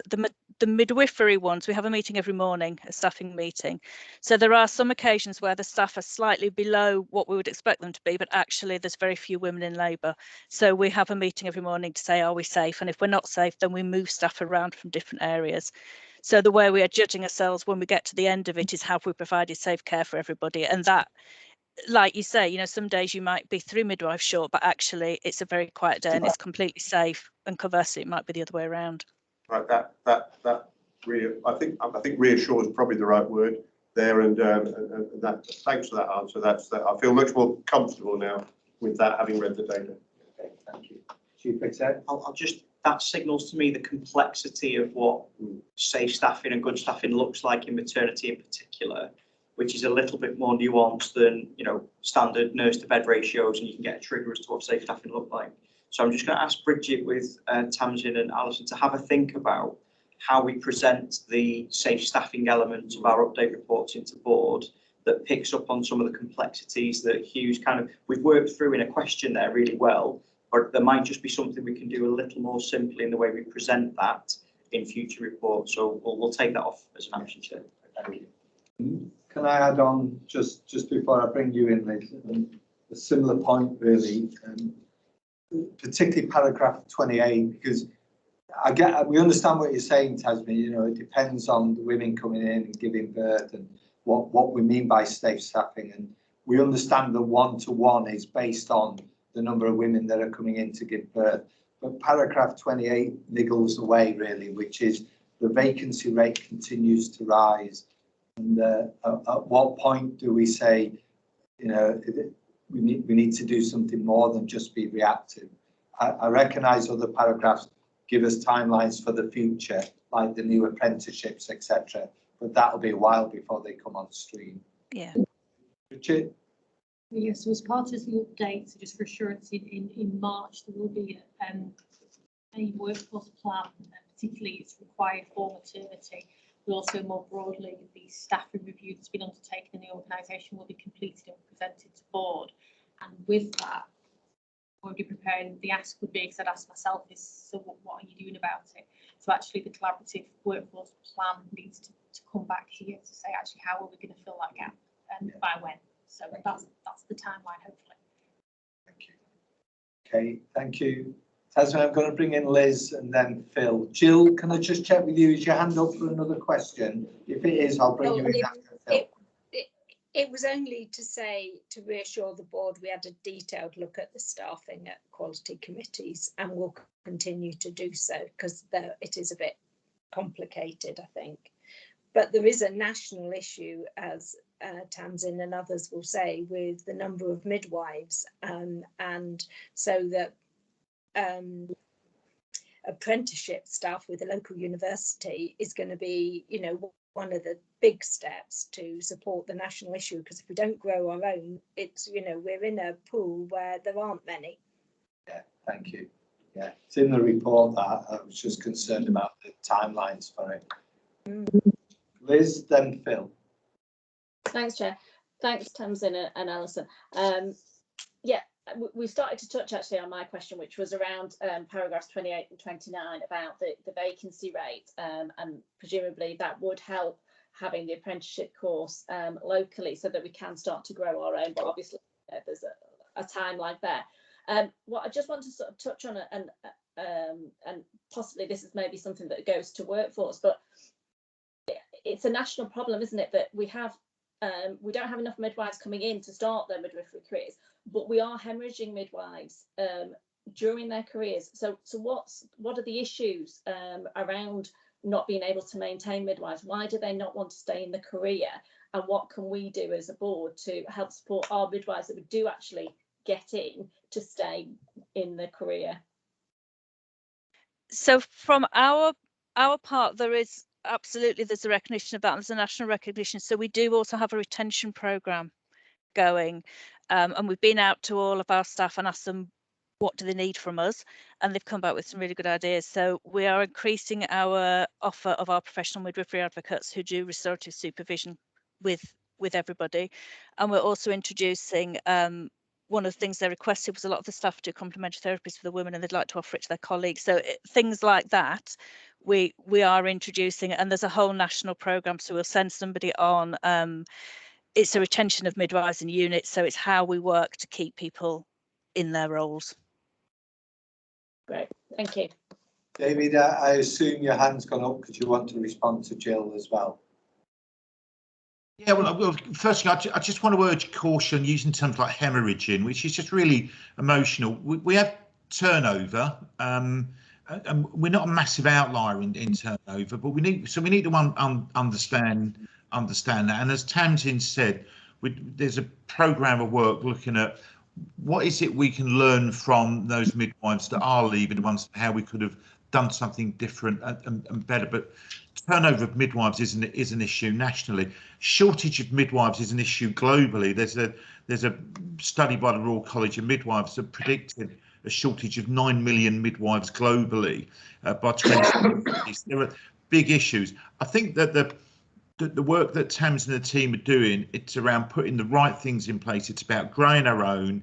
It's about trying to hold on as many people as possible, creating attractive careers, good career routes, good support, good development, and good meaningful careers. So happy to do a deep dive. We can do it in more depth, I think, at the people committee. But I just personally just urge a little bit of caution about some of the emotive terminology used. Thank you, David. Can I just respond? Sorry, David, I didn't mean about us. I meant nationally that it's a problem. So particularly if you're looking at recruitment and people choosing midwifery as a choice for a career, are they really going to do that when they can see people, you know, not staying in it as a long-term career? That's what I was getting at. But I didn't mean locally that we were hemorrhaging. So apologies for that. Thanks for the clarification, Liz, and we look forward to the people committee and the deep dive. I'm going to ask Phil coming in. Now, I'm conscious, folks, that we're about 40 minutes behind schedule at the moment. This would be the time for the comfort break. And we've got a big item next around performance. So we'll deal with performance and then we'll have the comfort break. But I'm just conscious of time. So forgive me if when we come back from the comfort break, I start moving us along a little bit faster. Phil? Thanks, Chair. I love that I get a timing warning before I ever speak. I get the hint. Alison, it's fantastic that you've joined us. Thank you. I wanted to comment because I've just spent some time with Helm Chase recently, which is really helpful. And I was going to mention you've done it, Tamsin, about the well-being which they're offering each other on the therapy service. And I think that's great that staff are looking to look after each other. I think there's something there about best practice for all departments, given the amount of therapists across the trust and different things that we provide. What I wanted to comment on was the decorative state, which I know Hugh's picked up, and I know the other building work's going on, but having viewed it and being able to get our offices painted within a week, I've got to say that they could be done this week, looking at what needed doing. You know, I could do it with a toolbox. It really needs changing, Chair. I don't think we should be waiting. I think we're accepting second best there for our ladies, and we need to get that moving quicker. I've had a good meeting with Tamsin about their plans for Helm Chase and how they want to develop it and some communication support. And it's probably one as well for this afternoon's charity trustees to consider as well. The safety champion feedback, Tamsin, around the home birth stuff, please contact me outside of this, as that's right for funding for charity. Okay, that's really good. You've not got the money for that. We can help move that along. Thank you.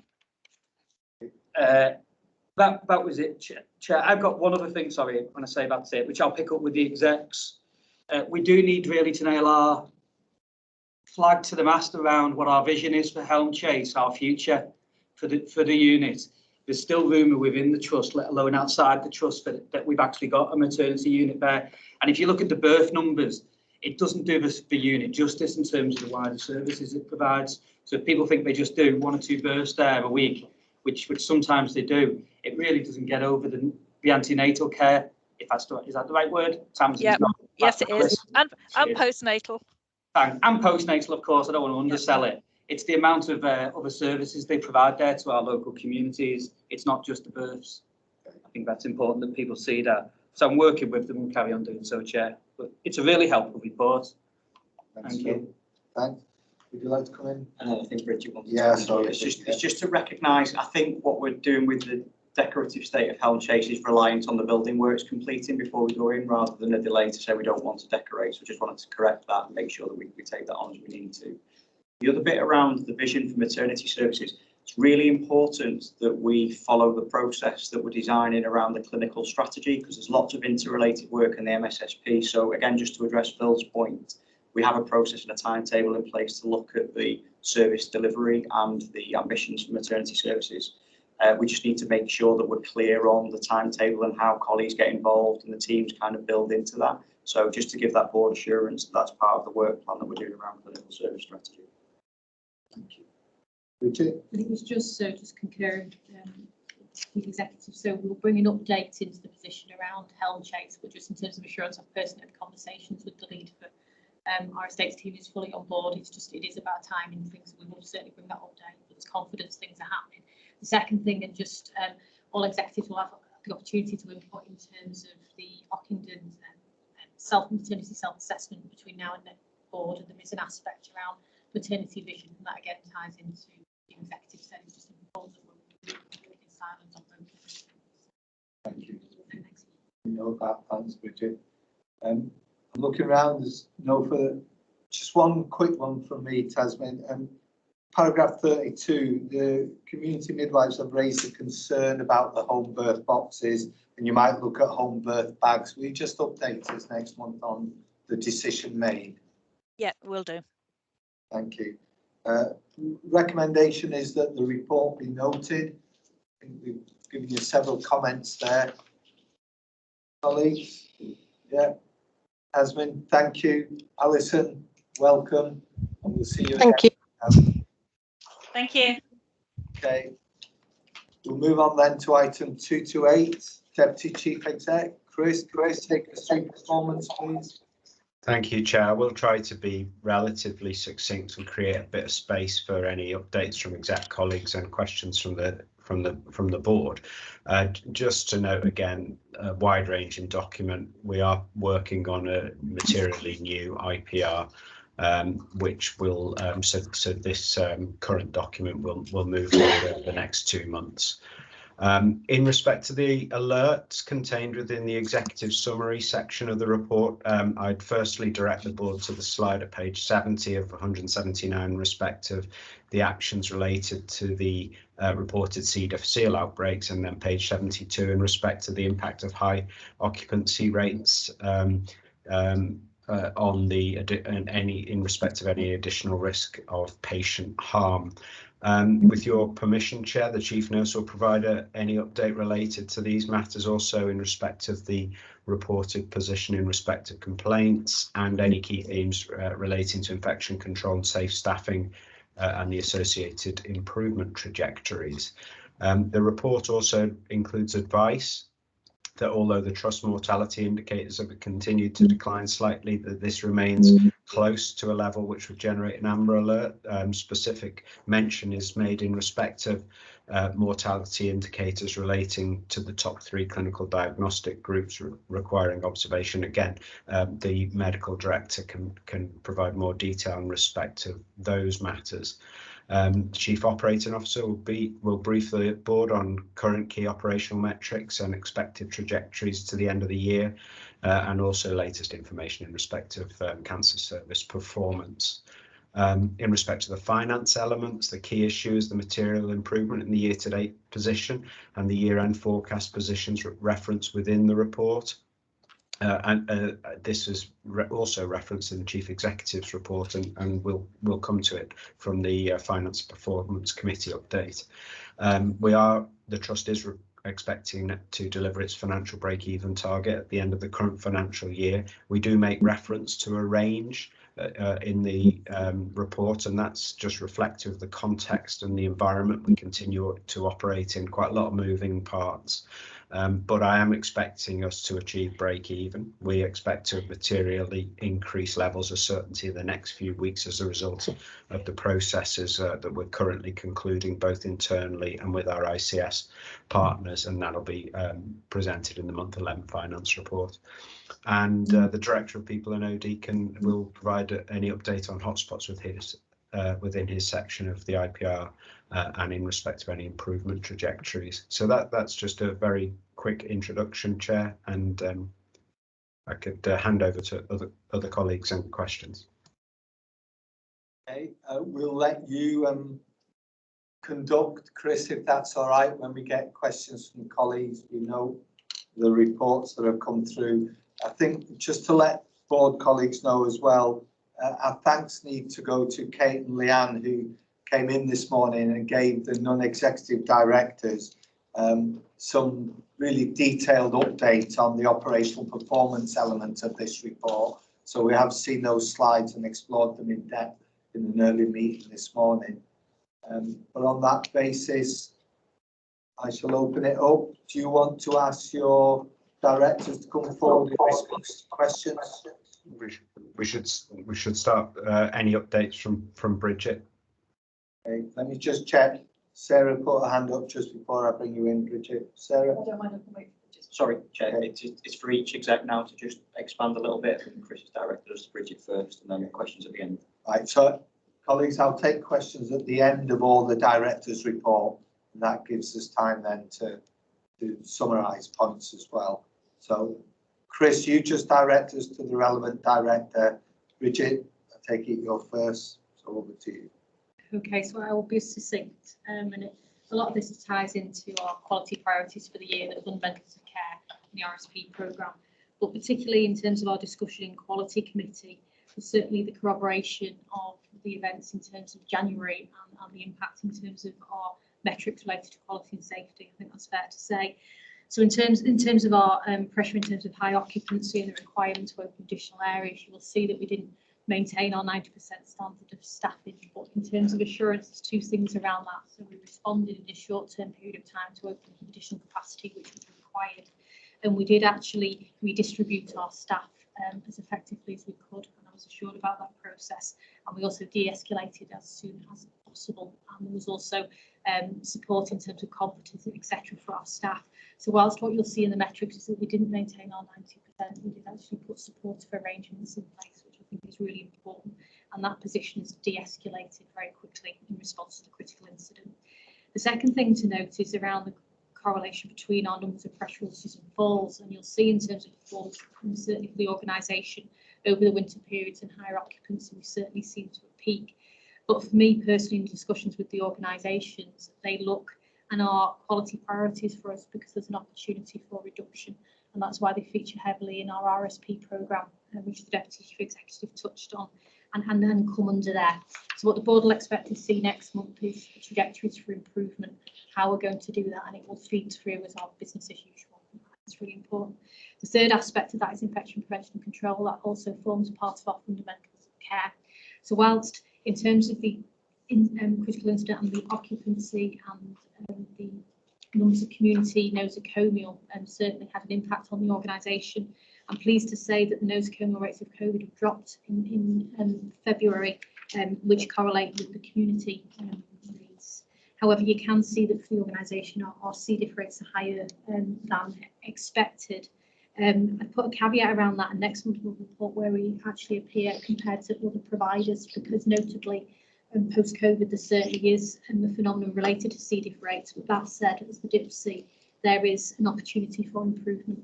You'll remember as well that we had a peer review in September for the organisation around infection prevention and control, and we've put a number of things in place for improvement, and we've achieved the majority of those. Now I'm pleased to say that we're having a follow-up visit, so I'll report back to board in terms of the evaluation of our progress. And the last thing I think we touched on last month, the expectation around our complaints process, and we've talked in terms of our IPR, which is really important, and how we may look and how that might change in terms of how we look and think about our complaints, and touching on Liz's points around how we bring that to life in terms of both the positive experience of patients and also where we need to learn. I think that will become more tangible over the next couple of months in terms of how we move the IPR. Probably just my contribution. Thank you. Happy to take questions. Bridget, I'll save the questions to the end if that's okay. Okay, thanks, Chair. And I'll go to Medical Director next, please, then Kate and Dave for anything they wish to add. Conscious Kate's already briefed the board in detail. Jane? Yeah, with regards to mortality, we have a mortality steering group, and that comes through quality committees. So we're always provided with the top 3 diagnoses, so it's not that there's necessarily any concerns about those, but we're always provided with the top 3. However, the one that has been really of concern to us is fractured neck of femur, and the trauma and orthopaedics have got a task and finish group which is looking at the entire process for patients with a fractured neck of femur, so looking at things like coding, but mapping against best practice pathways, and have visited another unit to look at their pathways. So they are looking at their entire process, and will come back to us with improvements that they can make from there, of which they've identified a few at an early stage. The other perinatal conditions is one that was alerted to us. we've looked in depth at this, and the information triangulates to the HSIB and through the PMRT group, and we think that is genuinely a coding issue rather than any concern. So that really is the update, but we follow it through Quality Committee, and Jill has good oversight of things there. Thank you, Jane. Kate, is there anything to add from this morning's briefing? Yes, there is. I was just going to highlight 3 areas. This morning we covered a bit of a summary of the last year of recovery and restoration. So there's a couple of other things I just need to flag. The first one is around urgent care. So we have had a small improvement in the 4-hour performance, up to just under 73%, and we're continuing to experience very high levels of occupancy in ED overcrowding with the long waits for admission in ED every day. However, we are now starting to see a reduction in those not meeting criteria to reside numbers, which were a key issue for us in our sort of winter plans. We've had the support in from the additional care agency arranged through the ICS, which was really good. That's hospital home care for a couple of weeks now, and started yesterday with Cumbria Care. So we would expect to see our numbers continue to reduce, which will help us enormously going through the next few weeks. I would expect by the middle of March we'll really begin to see the impact of that. Although we've got to remember we're still in the middle of winter and we've still got high levels, excuse me, of COVID positivity in our beds and high levels of absence. So it hasn't gone away by any means, but a really key part of that is being addressed now.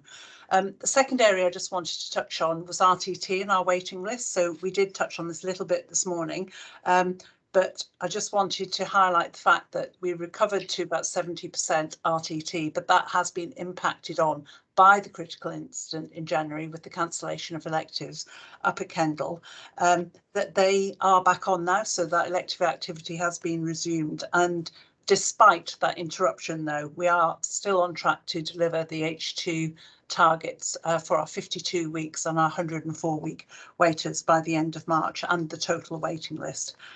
So very pleased about that. I should just flag that, we're very conscious. We've got a lot of patients on our waiting list. We're up to 25,000 roughly on there. And I just wanted to confirm that we're continuing to clinically review and manage the waiting list through a number of different mechanisms. And Aaron mentioned before the inequalities. So we have an inequalities dashboard that is used and referred to when listing patients to help prioritise. That we've got the clinical review process for all our surgical and diagnostic waiting lists, all the P and the D codes that are used. And then our brilliant I3 department with their data robots.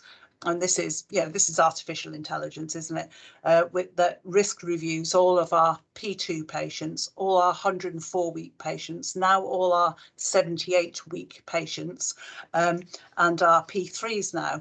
And this, again, is just assessing the level of risk that sits within the condition of that patient, but also their background, their risk factors and everything, which links back to the inequalities. So there's a lot of activity going on there. Now then, in respect of cancer, which was my third area, I just wanted to flag up, and now I've lost my notes. That's brilliant. I've lost my notes. There it is. Sorry. Just really wanted to advise that the increase into the cancer 2-week wait pathways has continued. And I think over the last several months, we've really seen really high levels of referrals coming in. And so that meant that just in December and January, there were another 572 patients were seen. And so cancer 2-week performance is struggling. It's at about 71% in December. But the main issue that sits underneath that is the breast care performance, which is just under 4%, so it's very, very low, and that was impacting significantly back in November.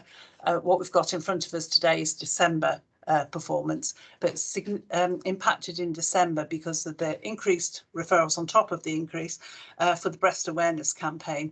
But then we had a significant reduction in capacity with sickness. Now we have quite a small team, so they were struck really very, very hard. So as you can imagine, if you have a gap in your provision and you're just measuring over a 2-week period, it takes a long time to recover from that. I would just like to point out that despite us having that low performance and seeing the patients within the 2 weeks, We are then seeing them and diagnosing them to the standard for the 28-day, the faster diagnosis, and indeed for treatment within 62 days, where we're performing at over 80%, which is actually the best performance in the ICS. So it's the imbalance in our whole pathway that is an issue here. So what we're doing about it, so in the immediate term, we are very reliant on additional activity sessions to just get through these clinics and get the patients seen.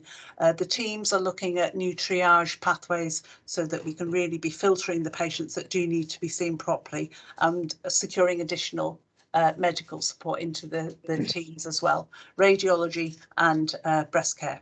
Longer term, we've secured the support of the intensive support team. So they're in already, they're helping redesign that service for the longer term so that it's robust and sustainable. I think we all know that we've been here before because it is quite a fragile service with a small workforce that is very dependent all the time on additional activity sessions. So if somebody does go off, then it's not just their core activity we lose, it's that ability to do the extras as well. So the IST work has started and we should have a plan for delivery in about 8 weeks' time.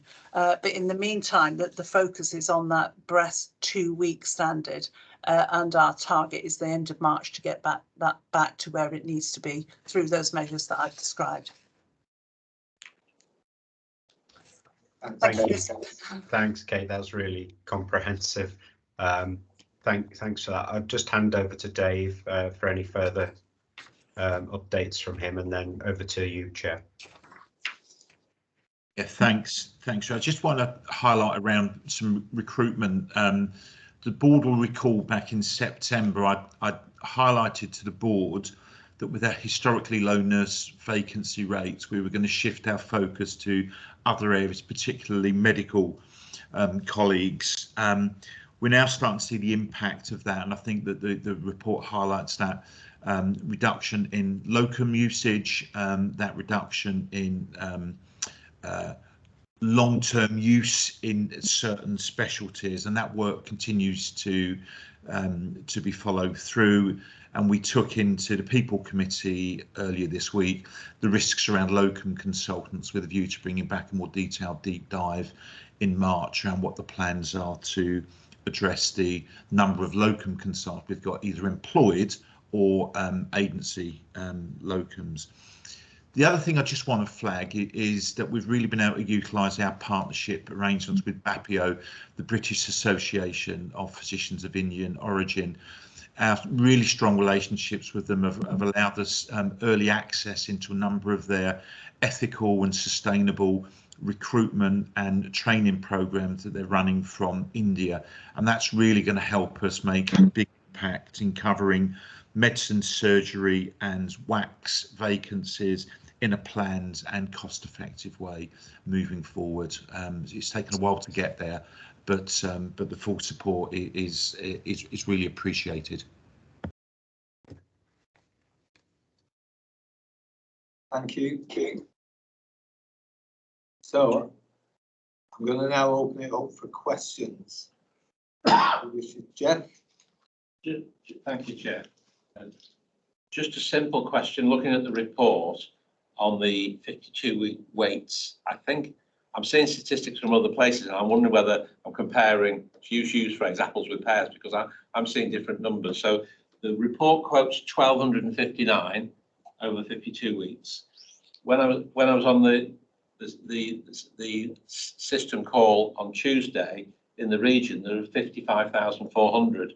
So it doesn't sound like we've got our fair share of the over 52-week wait. So are we comparing different things? Do you want me to come in? Sorry. I imagine so. I mean, the definition for over 52 weeks is fairly straightforward.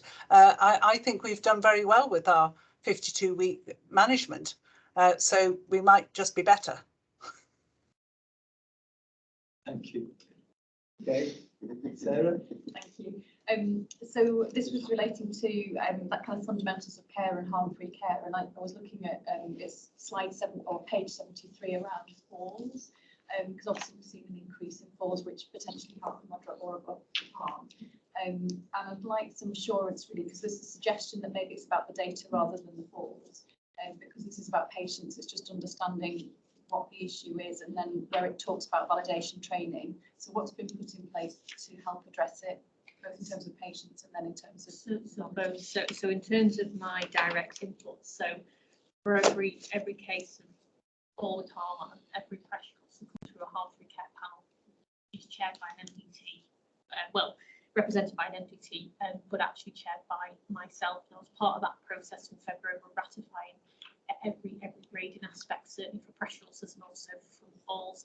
I think in terms of, there's a lot of work in both the falls collaborative and the quality and the pressure ulcer collaborative, and it's following a format. It's well used, in certain other organisations. So certainly around falls, it would be around testing against has the fall bundle, which is nationally recognised, been used. It's got examples of things in there like has a line and standing blood pressure been done, has been risk assessments been considered for alternatives, and the organisation for both actually. So a good example of investment is around modified our mattresses so that can be hybrid, which will suit people who don't have pressure area needs and do. And similarly, our offer around low-rise beds is in place. We've got repose booths, and there's lots of different things in both of those collaboratives that are coming to life in order to support reduction in falls and certainly falls with harm. So what I can say to you is, I suppose, in terms of my assurance, we've got all the things now in the right place.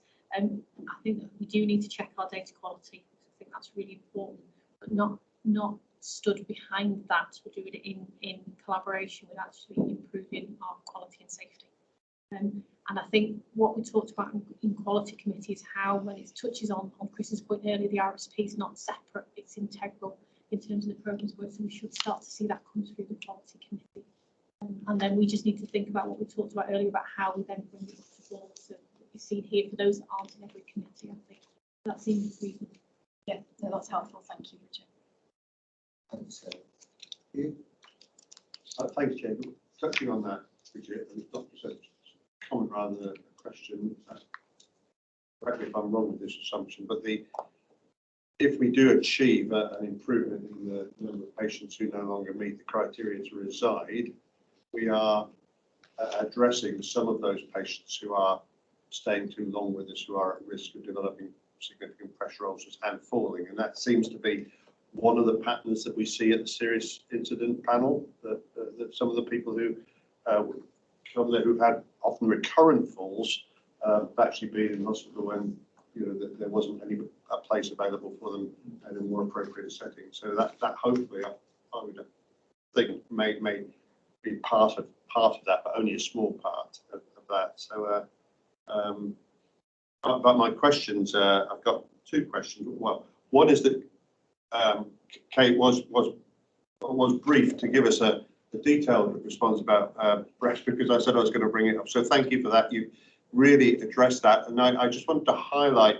the importance of the short-term work is really about just asking people to work harder, which is not sustainable. So I'm really gratified to hear about the intensive support team approach coming in to look at us how we do this differently, because it's not sustainable because people will just fall off the hamster wheel, won't they, if we just keep asking them to work harder.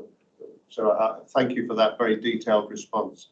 I have one point to raise, which is really about the numbers of people who have an indicative review date, which now is around 30 odd who have gone past their indicative review date or their follow-up date for an outpatient clinic, which now is around 30 odd thousand, I think. And we seem to talk about this in very high numbers because we have a target of something like 18 or 19,000. I can't remember the exact figure, but that's 18. Even if we hit that target, we're hitting around 20,000 people who are beyond the date when they've been told when they went to outpatients they would be followed up. And I think that behind that figure is a lot of people with a lot of anxiety. And this is just to raise an issue, because I don't think we can answer it today, but it's to highlight an issue that we probably need to, I would suggest, take quite seriously going forward in the medium term, because the amount of work that creates for the outpatient booking team with people phoning up to say, when's my appointment? These medical secretaries getting phone calls about what's happened to my results, where's my appointment? And it impacts then on, and I should declare an interest here, but it's an important interest for our patients. It impacts on general practice as well, with the number of calls and people we get coming in saying, so you then get this merry-go-round of activity chasing these appointments, which is incredibly inefficient, irrespective of, apart from the distress that it causes to the people who are waiting. So I think we perhaps are in danger of just accepting a very high level of, if we're not, we will, as a system, just accept the levels, which I know we don't, but we actually have a target of 19,000, which to me seems very high. I mean, it's a long-term problem, but it's something that we just need to have in our back as we look at outpatients and how we deliver change in outpatients. Thank you. I'm taking that as comments that you're making on the report as well. Yeah, that's a comment I'm making on the report because it sits there, and it's just, I think, it's something we shouldn't just walk past every month. Okay. Do you want to come in, Aaron? No, I'll come in at the end if that's all right. Okay. Jane, do you want to come in on that? Yeah, I was just going to say, in response to you, I think it's a little bit like the breast in many ways, isn't it? We've got these sort of immediate things we need to do to try and sort this out. But actually, the answer to this is that we've always had inefficiency in things like outpatients, and it's how we manage our pathways going forwards with patient-initiated follow-up, with, actually the patients who do need to be followed up are then followed up appropriately. So I think it's a much wider piece of work that will ultimately have a lasting influence on this. I'm going to bring Kate in case, Kate, you're responding to you, and then I'll ask yourself, Bridget. Yes, I absolutely agree with everything that Hugh said. And if you recall, just before COVID landed, we did have a recovery plan for IRD and use of PIFU, looking at our new to follow-up rates, so all those things. In the plans, the recovery plans for the next year and maybe 3 years, we need to be building IRD in, even though it's not listed in any of the guidance. We need to be doing this. We know there's a low level of risk sitting there, but it's the churn and the bother that it causes to everybody concerned. We need to get it down. The only other thing is I don't recognise the 19,000 as a target. I think the target is 0. Actually, we should be seeing people on time. Yeah, I'd agree with that. Just one, Chairman, just to say, we do see cases in the serious incident panel that relate to this, so it's something that does hit us in another setting. Okay, I'm going to bring Bridget, Phil, and then Liz, I'll bring you in. I know your hand's up. Bridget? Thank you. So it's just quickly in terms of the comments, you're absolutely right in terms of the relationship between long length of stay and harm. So it's well documented, isn't it? I think the thing is, though, we are still required to look after people while they're here to the best of our ability, which we are. And so therefore the staffing, in terms of the staffing review, is fundamental. So whilst patients may not be in the right place, they're still here. And in terms of that, the ask from me is around actually looking at the models of care, alternative roles now we can prevent deconditioning, because that's particularly important in our models of care. So we will see that work's being completed this month, and we'll see that next month. And I think that's going to be a really important piece of this work. Just for a bring Phil in, the word deconditioning comes up in the performance report. Is that the same as institutionalised? What does deconditioning mean here? So no, you put me on the spot. No. No. So I mean, so in terms of in terms of both physical and mental health, in terms of certainly deconditioning coming into hospital, inability to be able to move, inability to be able to be stimulated, actually means that there's well evidence around deconditioning, both physically and actually loss of days and years. Deterioration. Yeah. And I think we think of physical deterioration in terms of illness with physical health, but actually it's much more than that. And you think of our population of older people and people who are frail, and think of the last 1,000 days. That's where that is. I'm a psychologist. It has a totally different meaning in psychology. That's all. It's a totally different thing. So, Phil? Yeah, thanks. I'll declare my hand. I don't completely understand IRD. I don't mean to be facetious, but do we give dates when we're not going to be able to see people? So I was referred last week to be told, we'll refer you to be seen within 3 months, but you're not likely to be seen for 6 months. So why don't you give me a referral for 6 months or 9 months? I don't understand. It sounds like we set ourselves up to fail. We're giving dates we can't actually achieve. So I don't actually understand why we fail on IRD, but Hugh's made the point better than me. Follow-ups. Okay. Yes. Rather than new appointments. Okay, somebody want to respond to Phil's point? Yes, I'm happy to take it offline if you like, because IRD is quite complicated. But essentially, the 3 months would be when you ideally should be seen, and sometimes you may be seen. It's not every specialty, but actually things happen and we can't see you in that time, and so you get delayed. We're not giving you. We do not usually give you an appointment for 3 months. We would wait until we know we can see you and give you a firm appointment. Okay, I'll let you talk to Phil outline on that. Yeah, there's something wrong with the messaging then from clinicians. We're not giving the right messaging out to patients then. Yeah. But that makes sense, Kate. Thanks. Okay. Liz, thank you for your patience. You want to ask something? No worries. No, it was just to pick up on the mortality indicators and Jane's commentary around that. It was really pleasing to hear about when she was talking at the neck of femur, that the figures were going up, but the team had been out to start looking at best practice. So I was really pleased to hear that and just thought it needed highlighting, because obviously going back to what we have an older, frailer population. So this is a problem that's going to always be with us. So it's good that they're being reactionary and getting ahead, and being proactive rather than reactionary for once. So great to hear. Okay. Thank you. Thank you. Okay, I'm going to summarise, if I can, the 80-odd pages of the performance data. They are people. They are genuine. So when we talk about urgent care, and there's been 239 12-hour breaches, that's 239 individuals in some degree of distress, and we've got 1,259 people waiting for referral to treatment. And that's real, genuine people. So behind all these data sets are actual people. It's great to see that some of the 2-week wait and 28-day referrals are speeding up. It's nice to see that falls and pressure ulcers are being reviewed by the harm-free care panel weekly. So we probably want to know, are things improving? Are they getting better, and why? Cross infections is the same. I know they're being looked at the infections control weekly meeting, but again, where's the outbreaks, why, and what's happening? Are they getting better? The level of occupancy and the deconditioning is also something we need to look at. Breast care, we gave a good overview this morning. We really worked on that. It's going to take 8 weeks for us to look at the workforce, and there was a question this morning about the CQC came in this afternoon. What would they say?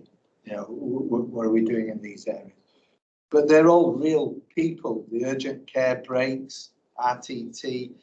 I think we recognise behind these data that people are trying to do what they can, put them alongside maternity and the niche report, the CQC report, and the Royal College of Surgeons review, the work Richard's doing. We need to just be able to make sure that we stay on top of this data and go, what is it that is of concern to us as a board? What are the red areas for patient care? And where are they where it's improving, and how do we disseminate that? But I think we do get that in the performance. So thank you for those reports. Look forward, Chris, to getting some idea as we go forward in the way the data is presented about exactly where are the areas that are drifting into the red and what preventative measures are there, what are drifting into amber and green, and how we disseminate those. So thank you to the executive colleagues, but you can see from the questions number of issues that we're raising, and we'll keep our focus on as we go forward. Have I captured that? Does anybody wish to add anything? No. Thank you. Thank you for those reports. Thanks, Chris. We're asked to note it. I think we've noted and commented. I'll move us on then to 229 3A reports from the Assurance Committee. I'll ask the chairs to take us through it briskly, please. Just bring to the board's attention anything that you think is outside of the performance reports we've had or the earlier reports. So we'll start with finance and performance. Steve, anything from the last 2 meetings? Thank you, Chair, and apologies, I dropped out of the meeting for half an hour due to a power cut, but I'm confident that Chris has raised all the alerts that we identified as a committee earlier in the meeting. So any questions of the committee, I'm happy to take them, otherwise move forward. Okay, thank you. We've got a key issues report from the 24th of January. I'm looking round. Thanks, Steve. There's no questions there. So we'll move on then to the next one. I'll ask quality. Jill, I'm conscious the chairs had reports on Monday and may not be in a position to give us a report today with only 48 hours. But any updates, Jill? The only thing I mean, much of what has been discussed today happened at Quality Committee on Monday, and I've said a few things, but just to say that the arthritis audit we looked at on Monday as well, and whilst there's been some improvement in key outcomes, we're still not able to comply with the standards for this, so that will be continually monitored. As well as the human factors training, it still remains an issue, and that's particularly in the theatre activity. So there will be, I think, our report for our 3A's report will come next time. Okay, thank you, Jill. People Committee, Adrian. Thank you, Chair. So we met on Monday as well, and we covered the majority of the items which have been discussed today. Just a couple of alerts really to share with the board, and we continue to be concerned about the level of appraisal compliance in bands 1 to 7. There's not a lot of movement on that. We're not meeting the 85% target. We're red across the board, and that's something that we'd like to see addressed through the executive leads. I also raised at last month's committee about the reports of 3 members of the team, 3 colleagues who had taken their own lives. And I can confirm that that has been the case over the last 12 months.